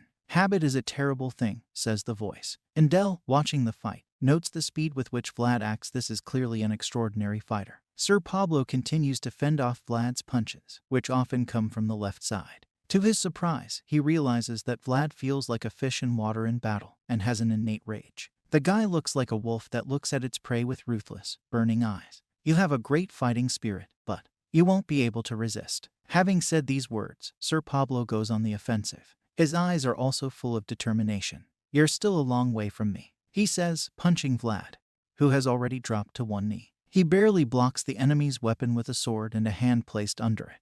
It feels like huge rocks are falling on you, he thinks to himself. Are your tricks over? Asks Sir Pablo, raising his sword above him. A punch follows, but Vlad somehow manages to block it again. The voice advises him not to take the blows on himself, but to try to divert them in some way to the side. Pablo swings from the other side. The blow was repulsed, albeit with difficulty. Vlad, however, flies far back. He falls heavily to the ground, making a quacking sound. But the hero is not ready to admit defeat. He rises to one knee. Leaning on the sword, Sir Pablo strikes again, putting all his strength into it. Zayar grabs his sword, and Sir Joseph looks on in disbelief. Everyone is in shock, and Indel and his entourage, and Lady Alicia. Is that what Sir Pablo thinks? A counterattack. Vlad has just repeated what he saw in Sir Zayar's fight. Those present are perplexed. A simple squire stopped the knight's sword. How is this even possible? It must be some kind of crazy coincidence, Indel tells his colleagues. Look at him, he's barely holding his sword. This is no coincidence, Sir Pablo thinks to himself. This is something extraordinary, as hard as it is for me, who crossed swords with him, to admit. Why not? Vlad suddenly asks Sir Pablo. Why is it just you? The knight doesn't understand what's going on. It even seems to him that the opponent has lost his mind. Me too, continues Vlad. It can't be, thinks Sir Pablo. Is he remembering something? Feet stuck in the mud of the slums. A boy with no rights, who always aspired to things that sparkle beautifully. He wanted abilities and opportunities. He wanted to have rights. Vlad remembers standing for hours in front of the blacksmith shop, looking at the sword hanging next to its entrance. He was so eager to get his hands on it. He also wanted to get to a place where everything glows with beautiful bright lights. One of those dreary slums that always surrounded him. I want to be there too, he says angrily. The flower will soon bloom. Sir Pablo looks at his opponent in disbelief. A gorgeous flower that no one has ever seen before. Vlad slowly raises his sword. The battle continues. Sir Indel and his henchmen look on in amazement. The sword in Vlad's bloody hands behaves strangely. I didn't show him how to do it, Zayar thinks, looking at his student. I only showed him the basics, but it already uses this. Vlad attacks the enemy. The sharpness on the edge of his sword is gone, Sir Pablo estimates. But he makes up for it with remarkable determination. Incredibly interesting. Where does this determination point? Vlad's hands are bloodied, but he keeps a firm grip on the sword. Sir Pablo notices something and looks at Vlad in disbelief. Is the sword howling? Wait a minute. He said that the flower will bloom. If this is the case, then I should complete your duty as a knight. He throws himself violently at Vlad. Block it. Sir Pablo hits with all the strength in his hands. And attack. Vlad barely covers himself from the enemy's sword. your world that is ready to show its flowers. Vlad is holding back Pablo's sword with the last of his strength, his face contorted with superhuman tension. Sir Indel and his knights, unable to believe their eyes, see something very unpleasant for themselves. Vlad's sword begins to glow. This premonition is understood by the knights present in the hall, including Zayar, Klin, and Juber. Sir Pablo shouts in a terrible voice for the shield that he so carelessly threw away at the beginning of the battle. His squire, who looks very frightened, follows the order. Sir Pablo puts a shield on his arm, looking sternly at his dual opponent.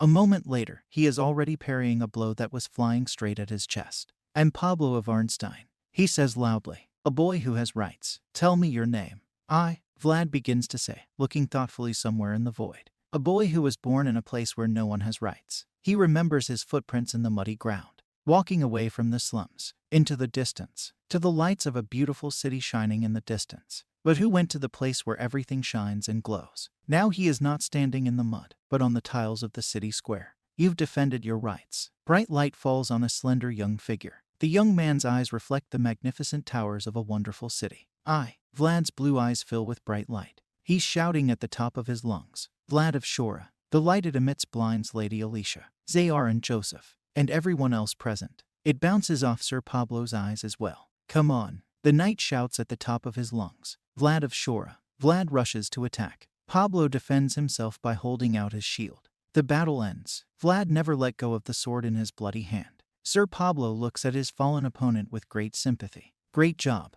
he says, sitting next to his body. But Vlad is alive. Suddenly, there is a loud scream behind Sir Pablo. Eldon yells like a madman that Vlad used aura during the fight. It wasn't meant to be used, Eldon yells, his face contorted with anger. The battle should be disqualified. Pathetic scum, Sir Pablo thinks to himself. He has seen a beautiful flower with his own eyes, but he only thinks about the fruit that will appear when this flower dies. Zayar and Joseph look respectfully at Sir Pablo, who is leaning over Vlad. "Thank you for doing your duty as a knight," Joseph tells him. "I only did what I had to," the knight replies, putting a hand to his chest. "It was also a great honor for me." Sir Joseph asks the priest, who apparently acts as a judge during this event, if he noticed the aura. He answers in the affirmative. Joseph offers to answer him one more question. Which is higher, the divine rules of dueling or the code of the Master of the Sword? The priest screams in surprise. Master of the Sword. This title has only been held by one person in the history of mankind, and a separate code of honor has always been associated with this honorary title. The Swordmaster's code is both an honor and a duty, says Sir Joseph, and it, in addition, is exclusively in the royal jurisdiction. Joseph then turns to Indel Gainel. He says that the code and rules of dueling contradict each other, and no one here can answer what is really more important. He suggests that what happened in this palace should be reported to the Holy See and to the royal palace. Until a clear answer comes from there, the result of the duel should be considered open. Everything young and tender in this world should have the right to blossom. Perhaps this will yield something beautiful. Youth that can grow into a world of its own is a priceless treasure, which must be protected at all costs. We see armored knights standing on one knee and holding a sword in front of them, all who raise their sword with honor. We see a fair-haired knight, whose face is covered with an amazing quality sword with large precious stones. They swear on my name that they will do their duty. A knight sits on a throne on a large dais above the neat rows of dozens of knights bowing before him. This is the code of the Swordmaster, the founding king, Frossen. A palace illuminated by bright sunlight. Vlad is lying on the bed, grunting in pain, his hands wrapped in bandages. Water, he asks. Someone pours water into a glass. Vlad groans piteously that every bone in his body hurts. "Here, take it." A caring hand holds out a glass of water to the hero. Vlad suddenly realizes that it is not his friend God who is standing next to him, but Sir Joseph himself. The high-born nobleman says he is very happy to see Vlad recovering. The hero tries to apologize for confusing Joseph with God, but God interrupts him and advises him to take a comfortable position. Then he asks what exactly is hurting him. Vlad replies that, by and large, everything is fine with him. Sir Joseph sincerely thanks the guy. He never imagined that he would do so much. Thanks to him, the results of the duel have not yet been announced. Thus, the winner is not identified in it. This was due to the fact that the rules of the sacred duel contradict the code of the Master of the Sword. Vlad remembers that the voice in his head mentioned this very code once before. Sir Joseph goes on to explain that to become a knight, one must commit to following the code of a swordmaster, and Vlad may one day do the same. The hero looks at him with interested eyes. He already imagines himself holding a sword in the bright sunlight on a mighty horse. Sir Joseph gets up from his chair to leave, and advises Vlad to take good care of himself. it would not be very desirable to stay in this place for long. The hero replies that he's fine, and maybe even now. Joseph, already turning towards the door, says that he can't let him leave the bed prematurely, because he is a person who cherishes what is worthy of his care. And the guests. The words are heard in the room, through the window of which we can see the already familiar tree without leaves, towering over the cemetery of local nobility. They are slowly leaving. The answer follows. I am so worried that I have not been able to properly warn them of the danger, says Lady Alicia, whose companion is Sir Duncan. She asks the old knight if Indel has also left. Duncan replies that there was no reason for him to wait for the results of the duel to be determined, and specifically for him, the knight asked for protection from the church through the priest. It makes my heart ache to let go so easily of people who wanted to take away her current position, says Alicia. The old man replies that they can be dealt with later. Times are not easy, and it would be wise to prepare well. Now is the time to take full control of Dermer. Lady Alicia agrees with Sir Duncan's argument. What's up with the lemon crop? She asks. The knight replies that he is not very good. Maybe you should sow more barley, suggests the girl. The interlocutor suggests not to rush and not to make sudden movements. A change in the structure of production does not happen by magic. Alicia, looking sadly out the window, admits that Duncan is right. Such a decision will be difficult. As soon as you get over one mountain, another immediately grows up ahead, she laments mentally. Suddenly, she notices something unusual outside the window. Sir Duncan, she says to the old man, knights are supposed to be able to ride, aren't they? Naturally, none of them can call themselves a full-fledged knight if they are not able to sit on a horse. This skill is just as important as handling a sword. Alicia smiles sweetly and says under her breath that God doesn't seem to give one person everything at once. Trying to figure out what she's talking about, Sir Duncan also goes to the window. There he sees a very dissatisfied hare with his arms crossed over his chest, and Vlad. The latter is thrown from side to side by the horse on which he is trying to stay like a rag doll. Vlad falls off his horse, not for the first time, obviously. He grabs the side where he fell, and the hare asks mockingly, "You said you'd be fine with an expensive horse, didn't you?" The hero, covering his mouth with a bandaged hand, timidly suggests that perhaps it should be even more expensive than this one. "Think what you're saying," Zayar shouts angrily and punches his student with all his might.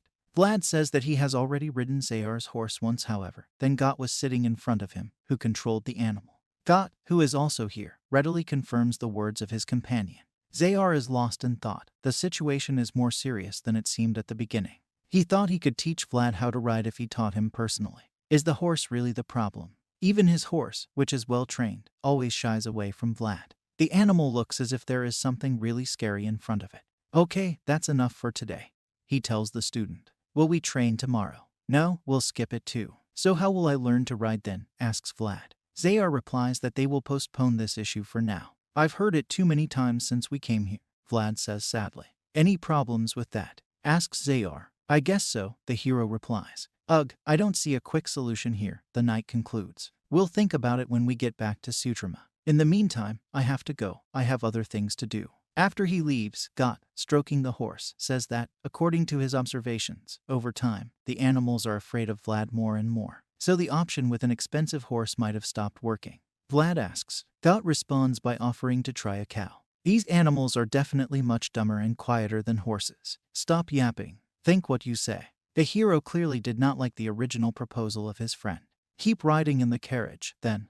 He grins. "I'm sure Sir Zayar will love it." "Well, I'll go and take this distinguished gentleman to the stables," he says as he leaves. "I wonder if the problem might be because you're moving too fast." A voice suddenly wakes up in Vlad's head. Animals seem to be more sensitive to such things. The hero asks what he should do, if this is really the case. "You need to learn to control your movements," the voice replies. "This is one of the ways to control the mental world. If Vlad can use his aura freely, he'll probably be able to control his body movements." The hero ponders what he has heard. "I can't even imagine how to do it yet," he says. "And the aura itself is too weak." "It's only natural that using an aura in real combat requires training and experience," the voice replies. "Remember the words of the hare. Don't start running until you can walk." With a sad sigh, Vlad agrees with his invisible companion. Suddenly, he looks off into the distance and reminds the voice that they will be leaving for Sutrama tomorrow after the farewell ceremony. Perhaps he should go one last time to the tree where he had met Lady Alicia.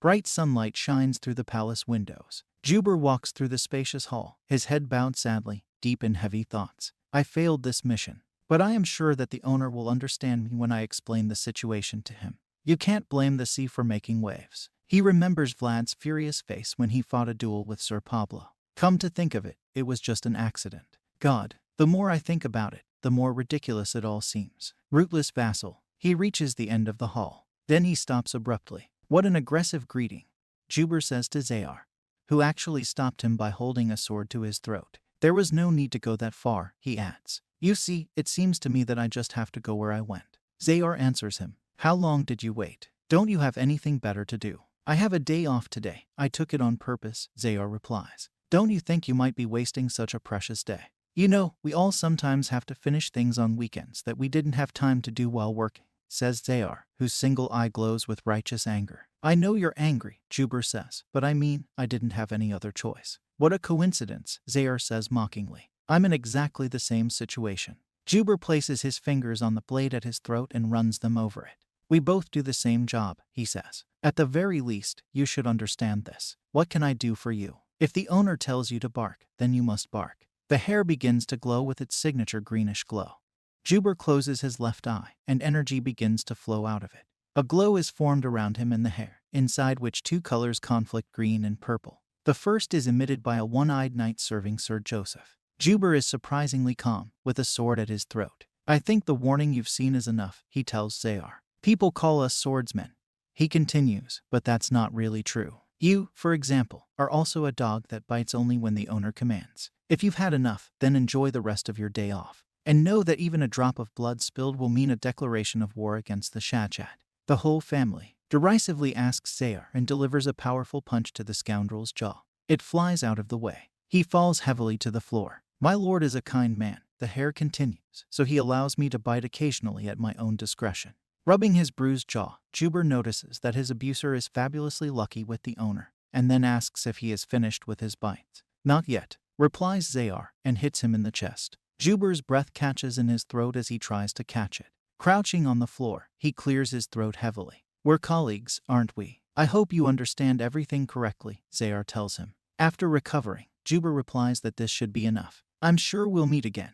Because you haven't paid the full price for taunting my lord yet, Zayar says angrily. Juber also has no doubt that their paths will cross again sooner or later. The empire is falling apart, he says. This is not a time when people unite at will. He turns away from the hair, and after saying goodbye, he leaves. That's right, Zayar thinks. This time is on the way. A time when the sword will be needed like never before. He sees a burning city before him, men in heavy armor slashing wildly, death, blood, and grief. A brightly lit tree without leaves. It is already familiar to us. Vlad stands in front of him with a sword at his side and advises the voice inside him to talk to this old plant. He replies that he was really shocked the last time the snake recognized him. Vlad gets down on one knee, puts down his sword, and tells his invisible companion that he should try to finish everything quickly before Lady Alicia arrives. It would be completely inappropriate to meet her again here. Vlad's eye begins to glow. A snake appears. It hangs directly over the hero's face. It's huge and white, but it doesn't seem dangerous at all. This is your friend, isn't it? Asks Vlad of the voice. He says he really hopes so. The snake suddenly makes a strange sound and begins to twist at a certain distance from the hero. That must mean she's happy to see you, asks Vlad. I think it is, says the voice. The snake's head is back in front of Vlad's face. Seeing that the ghostly creature seems very happy about something, Vlad asks why it behaves like this. Don't try to understand the spirits. The answer is, they have their own world. The snake lifts its head high up and starts swinging it from side to side. It is only obvious that the wretched soul of a mortal cannot understand the world in its entirety, says the voice. The ghostly snake lifts its head vertically up, and from its mouth begins, as it seems, to shoot light. Blue sky and green grass with beautiful white flowers. Jets of ghostly fog appear against the sky. From somewhere behind a tree, a blinding light falls on the snake and Vlad, who is crouching in front of it. Vlad, lifting his bandaged hand a little, looks in amazement at the source of the light. He feels warm. This is a truly amazing, fascinating sight. Looking at himself, the hero realizes that he seems to be bathed in this white glow. This is amazing. Makes itself felt by his invisible interlocutor. I didn't expect to see the forgotten enigma. It's a blessing from the spirit, he explains. The palace of the House of Gainel is usually brightly lit by sunlight. I am very sorry that we have to say goodbye like this, Lady Alicia tells the Bizad delegation standing in front of the carriage that has been prepared for departure. If it were up to me, we would have a sumptuous feast. Your intentions are more than enough, Sir Joseph tells her. Now is the time to repair all the cracks that have formed in the relationship of the Gainel family members, isn't it? Alicia thanks Joseph and nods her head with a sweet smile. Here we go, Sir Joseph says, and all the members of his delegation bow politely in farewell. Wait a minute, Sir Duncan says suddenly, having been standing next to Lady Alicia all this time. Vassal of the Bezids, Vlad of Shora, please step forward. The hero looks at him in disbelief. Go, Sir Joseph says. Vlad approaches Alicia and Duncan, and Zayar, who has remained with Sir Joseph, tells Tom that, apparently, the Gainels have prepared some kind of ceremony. So it is, he confirms. They discussed this issue with him, and he asked that it be the simplest. Hit down on one knee, Sir Duncan orders Vlad, and Vlad obediently does so. Lady Alicia, who looks genuinely grateful, says that she wouldn't be standing here if it wasn't for Vlad. He defended the honor of the Gainel family and shed light on a duel that was tainted with dishonor. She couldn't tell him how grateful she was for what he'd done. Therefore, she is holding a gorgeous purple handkerchief, decorated with a delicate gold pattern around the edges. Even though you are not a knight, she says, I want to entrust my name to you today, a man who has shown much more honor than the one who is a knight. Just as I thought, Sir Joseph muses as he looks at the scene. She's a very clever woman. She wants to cement her relationship with the Bezid family by establishing shared care for Vlad. She simultaneously shows gratitude and gets something very profitable. It's obviously very expensive, Vlad thinks, looking at the handkerchief that's being held out to him. Should I just take it? Zayar, standing behind, thinks that if a nobleman gives you something, you should just take it, if only out of courtesy. Vlad, on the other hand, remembers the time when he didn't take peanuts from Sir Lutcher and got paid for it in full. I don't want to get beaten up again, he thinks, and takes the purple handkerchief from Alicia's hand. Everyone around him looks at him with wide-open mouths. Damn it, I didn't think of that, Sir Joseph says quietly to the hare standing next to him, who is ready to sink through the ground with shame for his student. He grew up in the slums and has no idea about the customs of the nobility. That's not how it's done, says Sir Duncan, his voice trembling. Vlad doesn't understand what's going on. A lady can pass a handkerchief symbolizing her honor in two ways. She can tie it to the hilt of her sword and pass it from hand to hand. The first means honor, and the second means love. Vlad realizes that, even if unknowingly, he made a big mistake by taking the handkerchief in his hands. But Lady Alicia doesn't seem at all outraged. On the contrary, she is confused. And Vlad, seeing this, also blushes. There is an awkward general pause in the square in front of the palace. Finally, the hero, still on his knee, turns to face Sir Duncan. I'll make good use of it. He blurts out another nonsense. The delegation of the House of Bezid returns to their homeland through the same green fields through which they arrived. Sir Joseph and Vlad are still in the carriage. I haven't felt this uncomfortable in a long time, Joseph tells the young man. Although, I admit, this is also my fault. Plus only one thing. The wandering minstrels of Gainel will not have to think about the plot for their songs for a very long time, which means that their children will be fed and satisfied. Vlad, feeling very uncomfortable, apologizes to his lord. Zayar, still hovering in the window, sternly warns that the next time Vlad receives something from a nobleman, let him look at him, his mentor. The hero promises to remember this instruction. But I congratulate you anyway, says Sir Joseph. With what? Asks Vlad, puzzled. You are now a man who has been honored by a high-born noblewoman, Lady Alicia. So now you can be called a Knight of Honor. A Knight of Honor. Vlad's bewilderment knows no bounds. You, Sir Joseph explains, are at least as far as her authority is concerned. Vlad can't believe he's suddenly considered a knight. Naturally, this territory is now considered Dermer and nothing more. The lord slightly lowers his vassal to the ground, since she had only recently become a baroness. So that's why this title sounds like Knight of Honor, the hero muses to himself. Well, that makes sense, as he fondles the handkerchief Lady Alicia gave him. To become a knight, you have to go through hard trials, and he seems to have succeeded. Sir Joseph says, meanwhile, that Vlad. Of course, he had received the handkerchief by mistake, but now he must never lose it. It was the epitome of Lady Alicia's honor. What happens if I lose it? Vlad asks. You'll have to deal with it yourself, because you took it with both hands, the lord replies. I can see it in his eyes. Vlad thinks that's exactly what it is. There's nothing he can do to help me. There's no way I'm going to lose it, he promises. After listening to him, Sir Joseph pulls out a solid-looking paper. It was over quickly, he says, and thanks to you, I don't need it anymore. This is the certificate that Lady Alicia borrowed 10,000 gold. Unable to believe in the reality of this figure, Vlad asks again. Sir Joseph explains that this was the only way to keep her soldiers loyal in the event of a duel defeat. Losing the title would effectively put Alicia at the mercy of the winner, and that was the only way to protect her from Indel. Naturally, it didn't really occupy anything. Vlad asks why Sir Joseph supported the girl in the first place. He gives a metaphor with a smoldering ember that can grow into a good fire if the wind blows in time. Lady Alicia is what the Bezids can use to put pressure on Endel. Vlad seems to be beginning to understand how those in power think, what motivates them. In the middle of the road, a warrior is waiting on one knee, his face covered with terrible scars. A bloody bag is standing in front of him. Is everything done? Asks Sir Joseph. Good job, you can get up now. The warrior looks up, but looks from under his brows. Is that him? He asks Joseph, the vassal who got his hands on Lady Alicia's honor. Word of this spread throughout the surrounding area. Yes, says Joseph, you can express your admiration to him later. Vlad, meanwhile, looks at the stranger with some apprehension. He looks very unpleasant and scary with all his scars. He gives off an aura that I haven't felt from any other night, he thinks. It's the same smell of danger that you can smell in the alleys of the slums where he grew up. My instincts tell me that it's better not to mess with this person. If you're heading back to Sutrama, why don't you come with us? Asks Sir Joseph. He replies that he needs to get there faster than the Lord's procession. Joseph expresses his regret that they will not go together and thanks the brutal interlocutor for his good service. I'm just doing my duty as the secret sword of the Bezids, he declares, putting a hand to his chest. Bezid's secret sword. Vlad is very surprised by what he heard. Who are they anyway? And what is this black bag? Sir Joseph seems to sense his companion's bewilderment.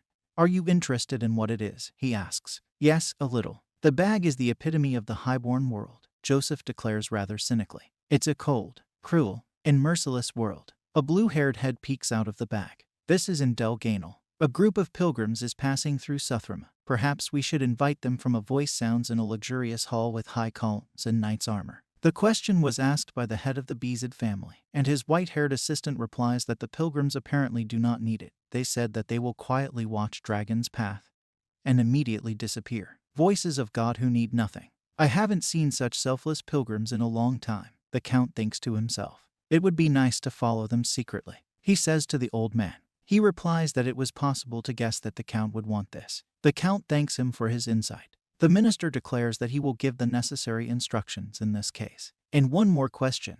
The Count stops him. My second son and Vlad. I was informed that they had recently performed some great feat. That's right, the white-haired assistant replies proudly. The story I heard made even my old heart beat faster. The Count is lost in thought. The first codex of a swordmaster, right. I haven't remembered these words for a long time. Even some kind of nostalgia breaks through. An elite education that began with the selection of those who are highly born and talented. Rough diamonds were treated with incredible care. And the first code didn't seem to be necessary for them at all. They already understood everything. It seems that we missed a very rare sight, the Count says to the old man with sadness in his voice. I see you'd like to be there, he says. And I'm not the only one. The golden generation of Bezids comes to mind. For example, old, battered knights who brought glory to the banners of the family. If this goes on, they will come to sort things out with our young. I'm sure Sir Joseph will like it, the old man says. He was gasping for air, so I thought he'd given up, the Count thinks. But he crawled through the mud and brought back something shining. I have a lot to think about. Because in the end, I will only have to choose one of them. I heard that Vlad completed his mission and is coming back, a cadet next to him says as he hunches over a bowl of soup in the cafeteria. His companions also discuss the exploits of their mutual acquaintance. It's true, they say he fought a duel with a knight. He even seems to have created a world of his own. This can't be happening, it's just ridiculous. That rootless slum rat used aura. Oh, I'm so hungry, comes from the other side of the door. Then Vlad comes in and asks how everyone is doing, who he hasn't seen in about a month. But no one seems to be paying attention to him. The cadets are silently slurping soup from their plates. No matter what family, rich or poor, the cadets were from. No matter what the difference in their status was. None of this mattered anymore. The children's games came to an end, with the appearance of the only person among them who has been to another world. A whole pile of delicious sausages on the table. Vlad eats them with a huge appetite. No, seriously, when you're sitting here having lunch with them, everything starts to look particularly uncomfortable, he complains. Potter, who is at the table with him, says that this will probably continue for some time. All the cadets know roughly what happened in Dermer. Rumors fly very fast, Vlad says, licking his fingers. By the way, are you planning to go somewhere this vacation? Asks Potter. Vlad asks again, uncomprehending, and his fat-faced friend tells him that their academy is on vacation twice a year, and some of them start just this week. Vlad, thoughtfully shaking his chin, wonders if they are also meant for him. After all, he is not an emissary of some noble family and, by and large, simply has nowhere to go. The fat man exclaims joyfully that in this case he can stay at home in it. His father even intended to officially invite Vlad. Potter had never invited friends to his house before, but Vlad is waiting for a luxurious reception there, according to all the rules. An unlimited supply of freshly roasted meat, in any case, is guaranteed to him. The offer looks tempting, the hero thinks. Potter remembers something else Vlad told him, that he was looking for horses. Does he know what their family used to do? His relatives can provide him with any horse he wants. There are even some that will be more expensive than Sir Zayar's. Vlad's eyes light up from these stories and perspectives. If you're not lying, I'll definitely take a vacation, he says, trembling with impatience. A spacious training hall, filled with stands for shields, swords, halberds, and other military equipment. Vlad holds a sparring session with Zayar, who, standing in one place, easily reflects the attacks of his student.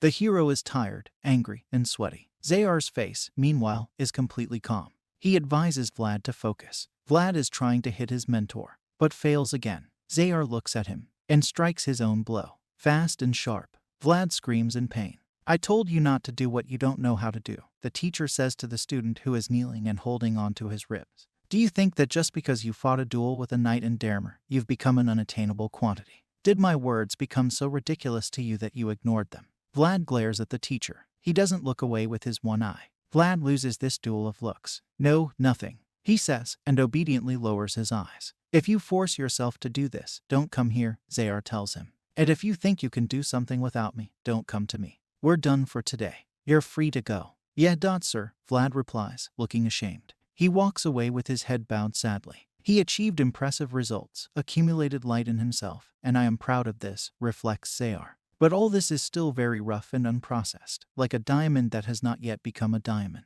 It is still quite weak, and it can be washed away by too high a wave at any time. This is very dangerous. I told you to focus on the basics. The voice that lives inside Vlad connects to his upbringing. I'd be as mad as a rabbit if I saw what you're doing. I just wanted to call her again. The hero justifies himself. Not all knights can use aura, explains the invisible interlocutor. But this does not mean that they are below the level of those who succeed. An aura is just a possibility that its owner can go higher. You must not forget that you only recently got your hands on the sword. A good flower blooms only on a strong stem. This person wouldn't scold you even if you were unworthy. Think over Zayar's words again. Vlad agrees with the voice's words. I'm used to being mocked and rebuked, he thinks. And I saw disappointment on Zayar's face. Damn it, that expression of his hurts more than the blows of a wooden sword. And it ended up, the voice continues, that you forgot to ask him for a vacation. Vlad already screams with anger at himself. Okay, forget it, he says to the voice. What kind of vacation can we talk about in this situation? Today, I will practice sword strikes until I get rid of all unnecessary thoughts. Overnight at the academy's training ground, Vlad, making very loud noises, trains sword strikes. It hits from above and from the side, slashes and stabs, twirling the gun around. Finally, his strength drains. Let's get this over with for today, the voice tells him. Already, you've long since exceeded your daily quota, so you will quickly burn out mentally and exhaust the body physically. If you get injured, then all your efforts will go to waste. Agreeing with the arguments of his invisible interlocutor, Vlad stretches the muscles of his back and looks wearily into the distance. He notices how beautifully the moon shines in the night sky. That's right, I got something that shines brightly, thinks Zayar, looking at Vlad in the moonlight. He is awake at this late hour and stands on the castle wall. His heart is uneasy. He sees the expression on Vlad's face as he looks up at the moon. He looks up, too. The wolf that chases the moon, isn't it? He thinks. Trinova, Revnoma County. In the city, devoured by bright flames, there are sounds of fighting and desperate screams of dying people. Blood sprays everywhere. The streets are littered with dozens of mutilated corpses. Under one of the pillars lies a warrior covered in blood, who has already let go of his sword. I was looking for you, he hears someone say. You have done your last duty. The figure of the speaker approaches. The man has a sharp sword in his hand, and someone's blood is running down it like a stream. Finally, you've come all the way, the wounded warrior says and looks up. Goodwin, you know, as they say, he continues. The name of God is more important than honor. You don't have to follow orders blindly, it's not always right. The knights of the former Count Gadar weren't like you, and that's why they all died, says the one above him. Goodwin, your light will also go out one day, says the warrior. Tell this to Count Gadar. I'll be waiting in hell. Goodwin raises his sword over the bloodied opponent. I will definitely pass it on, he says. He strikes, sending up fountains of blood. Vacation? Vlad asks, puzzled. Yes, says Sir Joseph, who has crossed one leg over the other and is sitting comfortably in a chair. You were invited to visit by the Canor family. Vlad asks how Joseph found out about this, and he says that the rumors spread quickly. Sir Gregory's servant was talking excitedly about it the day before. The hero estimates the chain of spreading the rumor and sighs in amazement. Joseph, who is standing next to Zayar, says that he still wanted to let Vlad rest, and there is no reason to send him where, if there is already a place where he has already been invited. The hero politely thanks him. He stealthily looks at the hare. He has closed his one eye and seems completely indifferent to the conversation.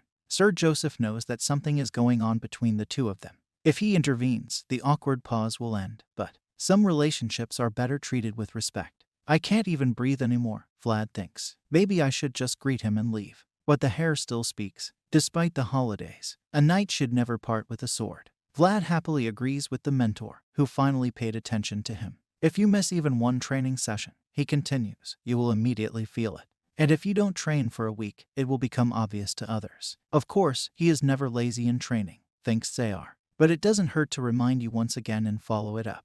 I'll see you when you get back, he says, looking straight into Vlad's eyes. Yes, I see. Beaming with joy, the hero answers. But I would advise you, says Sir Joseph, not to get your hopes up too high about horses. Your problem, it seems to me, cannot be solved even with the capabilities that the Canop family has. Analyze how much the horses reject you. And if there is one who shows her dislike less than others, find out where she comes from. Vlad agrees with Joseph. He lets him go and says that they will meet in a week. Vlad is already leaving when he hears Sir Joseph's words spoken behind him. You don't have to take gifts on the way back. Vlad says that he will remember this wish. Did he suggest that he might take the presents after all? Thinks Joseph. He seems to have really liked the jammin that he took from Potter a little earlier. Joseph and Zayar are left alone. So he's going to be staying with Canor, the older man says slowly. If they're lucky, they might even run into each other, says Zayar. Yes, they can, confirms Joseph, as they are both quite prominent figures. What if someone keeps an eye on them? The knight asks. If this person wants something, then both Vlad and the other person will definitely ask permission, says Joseph. And he doesn't plan to give it. Vlad is both discouraged. Why am I here? He thinks as the maid standing next to him carefully adjusts his elegant black cloak. Lady Oksana, watching the fitting, shares her impressions. The color suits you very well. The leather armor is right for you. You have strong bones, so you can try wearing it.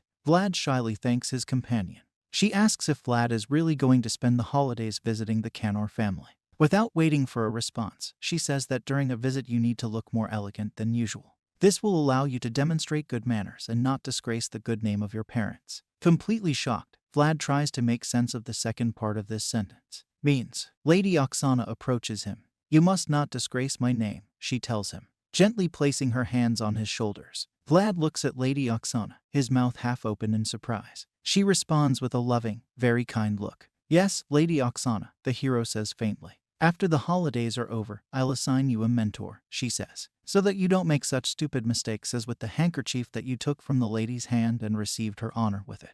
Vlad, smiling, apologizes to Lady Oksana. The title of knight is already half aristocratic, she continues. This means that it should behave properly. Yes, madam, I'll remember that, Vlad replies. Take this with you. Lady Oksana gives him a small basket of lemons. Joseph brought them with him. It is not customary to visit empty-handed. Vlad, bowing low, thanks her once again. Finally, she wishes him a good vacation. Vlad is standing in the middle of the hallway with a basket filled with lemons in his hands. Something's bothering him. The hero goes to the window and looks at his reflection in it. He has an incredibly unusual feeling inside him. It was as if the clothes he was wearing were simply contrary to his nature. He thinks of himself holding a box of candles and Yemen standing next to him. He was told that she was now in a convent.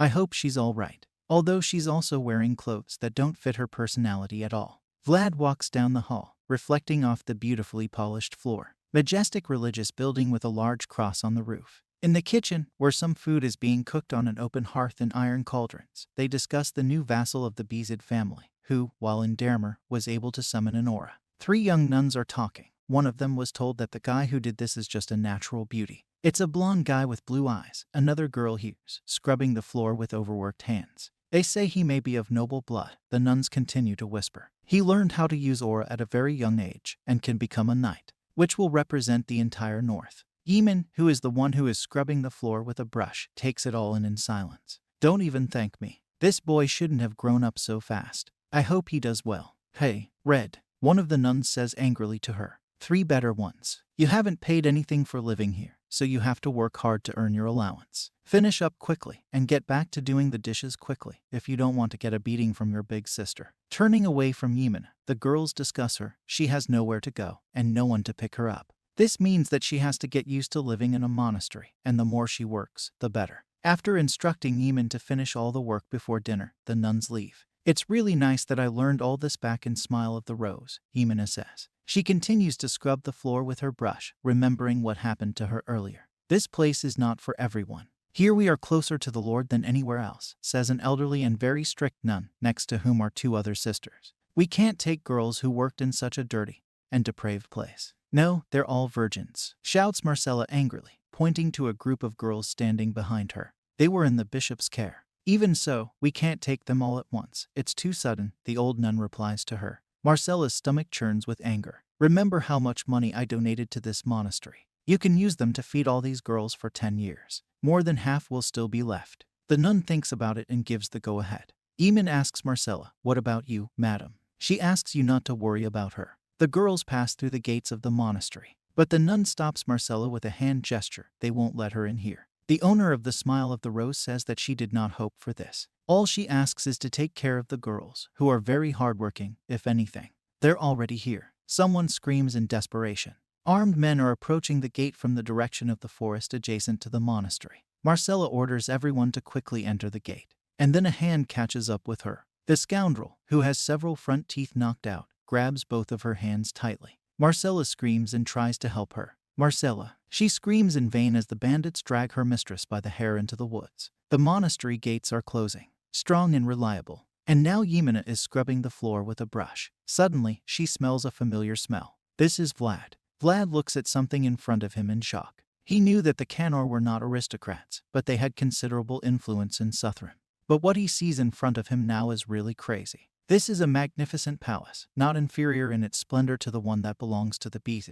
Welcome, young master, an elderly man in a long brown shirt front says to Potter, who is standing next to Vlad. Potter throws up her arms in delight and rushes to hug him. Butler, it's been so long since I've seen you. I missed you so much, shouts Vlad's friend, hugging the old man. When asked how his father is doing, Butler says that he is now greeting unexpected guests. Then he suggests that the young people, if they don't mind, take a walk around the pasture, the real pride of Canor Manor. Vlad happily agrees. Butler thanks him for his understanding.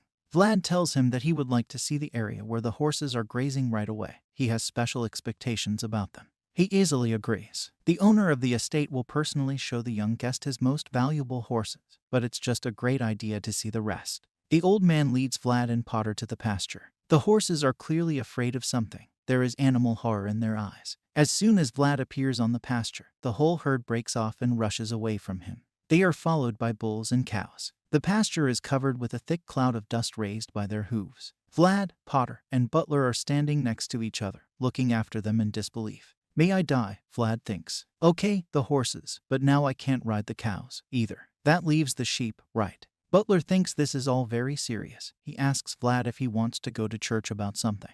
It's not a curse, Vlad tells him. It's something Andrea's father can vouch for in particular. Butler apologizes for his tactless suspicion. Damn, this is driving me crazy, Vlad thinks, looking at the animals grazing peacefully in the distance. What's the point of being able to use oar if I can't even mount a horse? When the others are charging off in a dashing cavalry charge, am I going to trail behind them on foot, swallowing dust? Look at the horses we have in the pasture, Vlad Potter excitedly shouts. I'll show you the fighting ones, the racehorses, the workers, and the ones that are meant to be slaughtered. Isn't there one of them that's right for you? Vlad very much doubts that his friend's optimism is justified, but he does not lose it. There are some beautiful horses that Vlad hasn't seen yet, with a magnificent pedigree, brought from faraway countries. He will try to persuade his father to show them to the guest. Potter reassures Vlad, promising to show all the other horses tomorrow. In the meantime, they can have a delicious dinner. Evening, brightly lit windows of the luxurious Canor family mansion.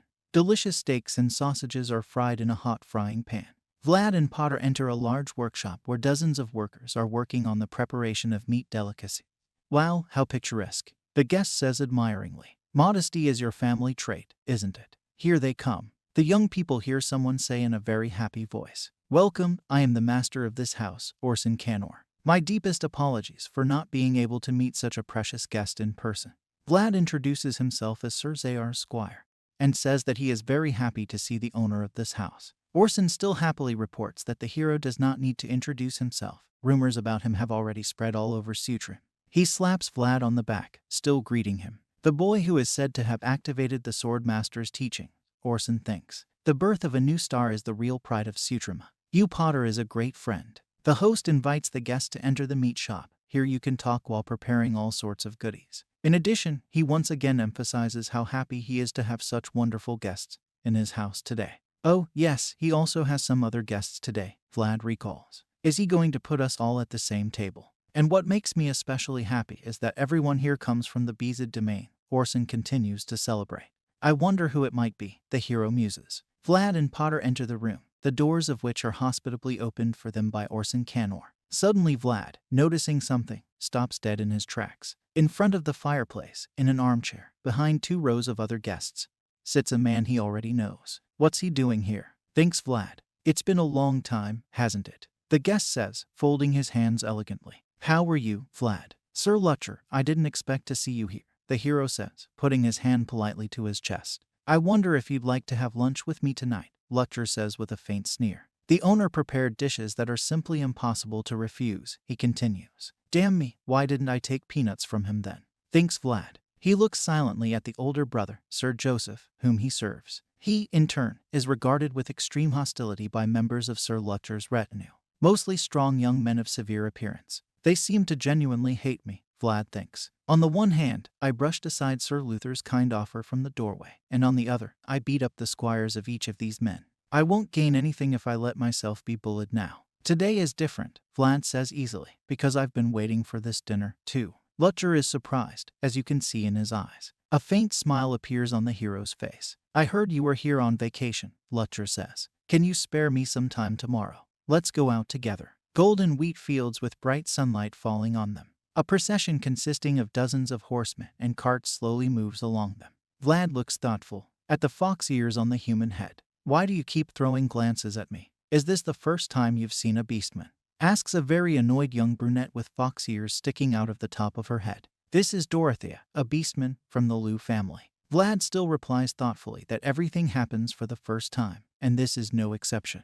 Dorothea sarcastically remarks that it would be very strange if the hero had seen any of them before. He's from the slums of Shora, as far as she knows. How could he possibly become one of the Bezids? Is there anything surprising about this? Vlad asks her. At least compared to the fact that Sir Lutcher's mage is a beastman.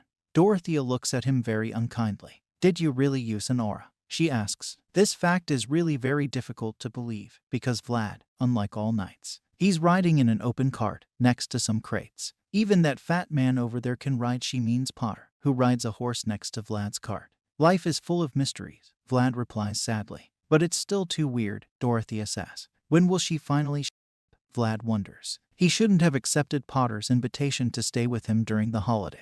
His plan was initially a failure. And now there's falconry. She's surrendered to him. Are you even listening to me? Asks Dorothea. Vlad turns away, annoyed. Are all beastmen so talkative? He teases her. Is this racial discrimination? She asks irritably. And if I assume that all magicians are talkative, will this be discrimination based on professional grounds? Sir Lutcher drives up to the 2 of them. He asks his wizard not to push Vlad too hard. He was already very difficult to get on this hunt. He makes faces every time he looks at me, Dorothea tells him. Anyone will do exactly the same thing if you get it in this way, Lutcher reasonably retorts. Dorothea pauses, offended, her nose and, surprisingly, her ears hanging down. Sir Lutcher, how do you like this place? One of the escorts asks. Great, he replies. We'll have a great view of all the surrounding areas. They're all in the palm of your hand. Potter tells his companion that it looks like Sir Lutcher, and his companions are going hunting. But Vlad does not agree with this. It seems to him that these people have other intentions. They don't even get the falcon out of its cage. The keenest of Lutcher's subjects notices something in the distance, and calls on his lord to look where his finger points.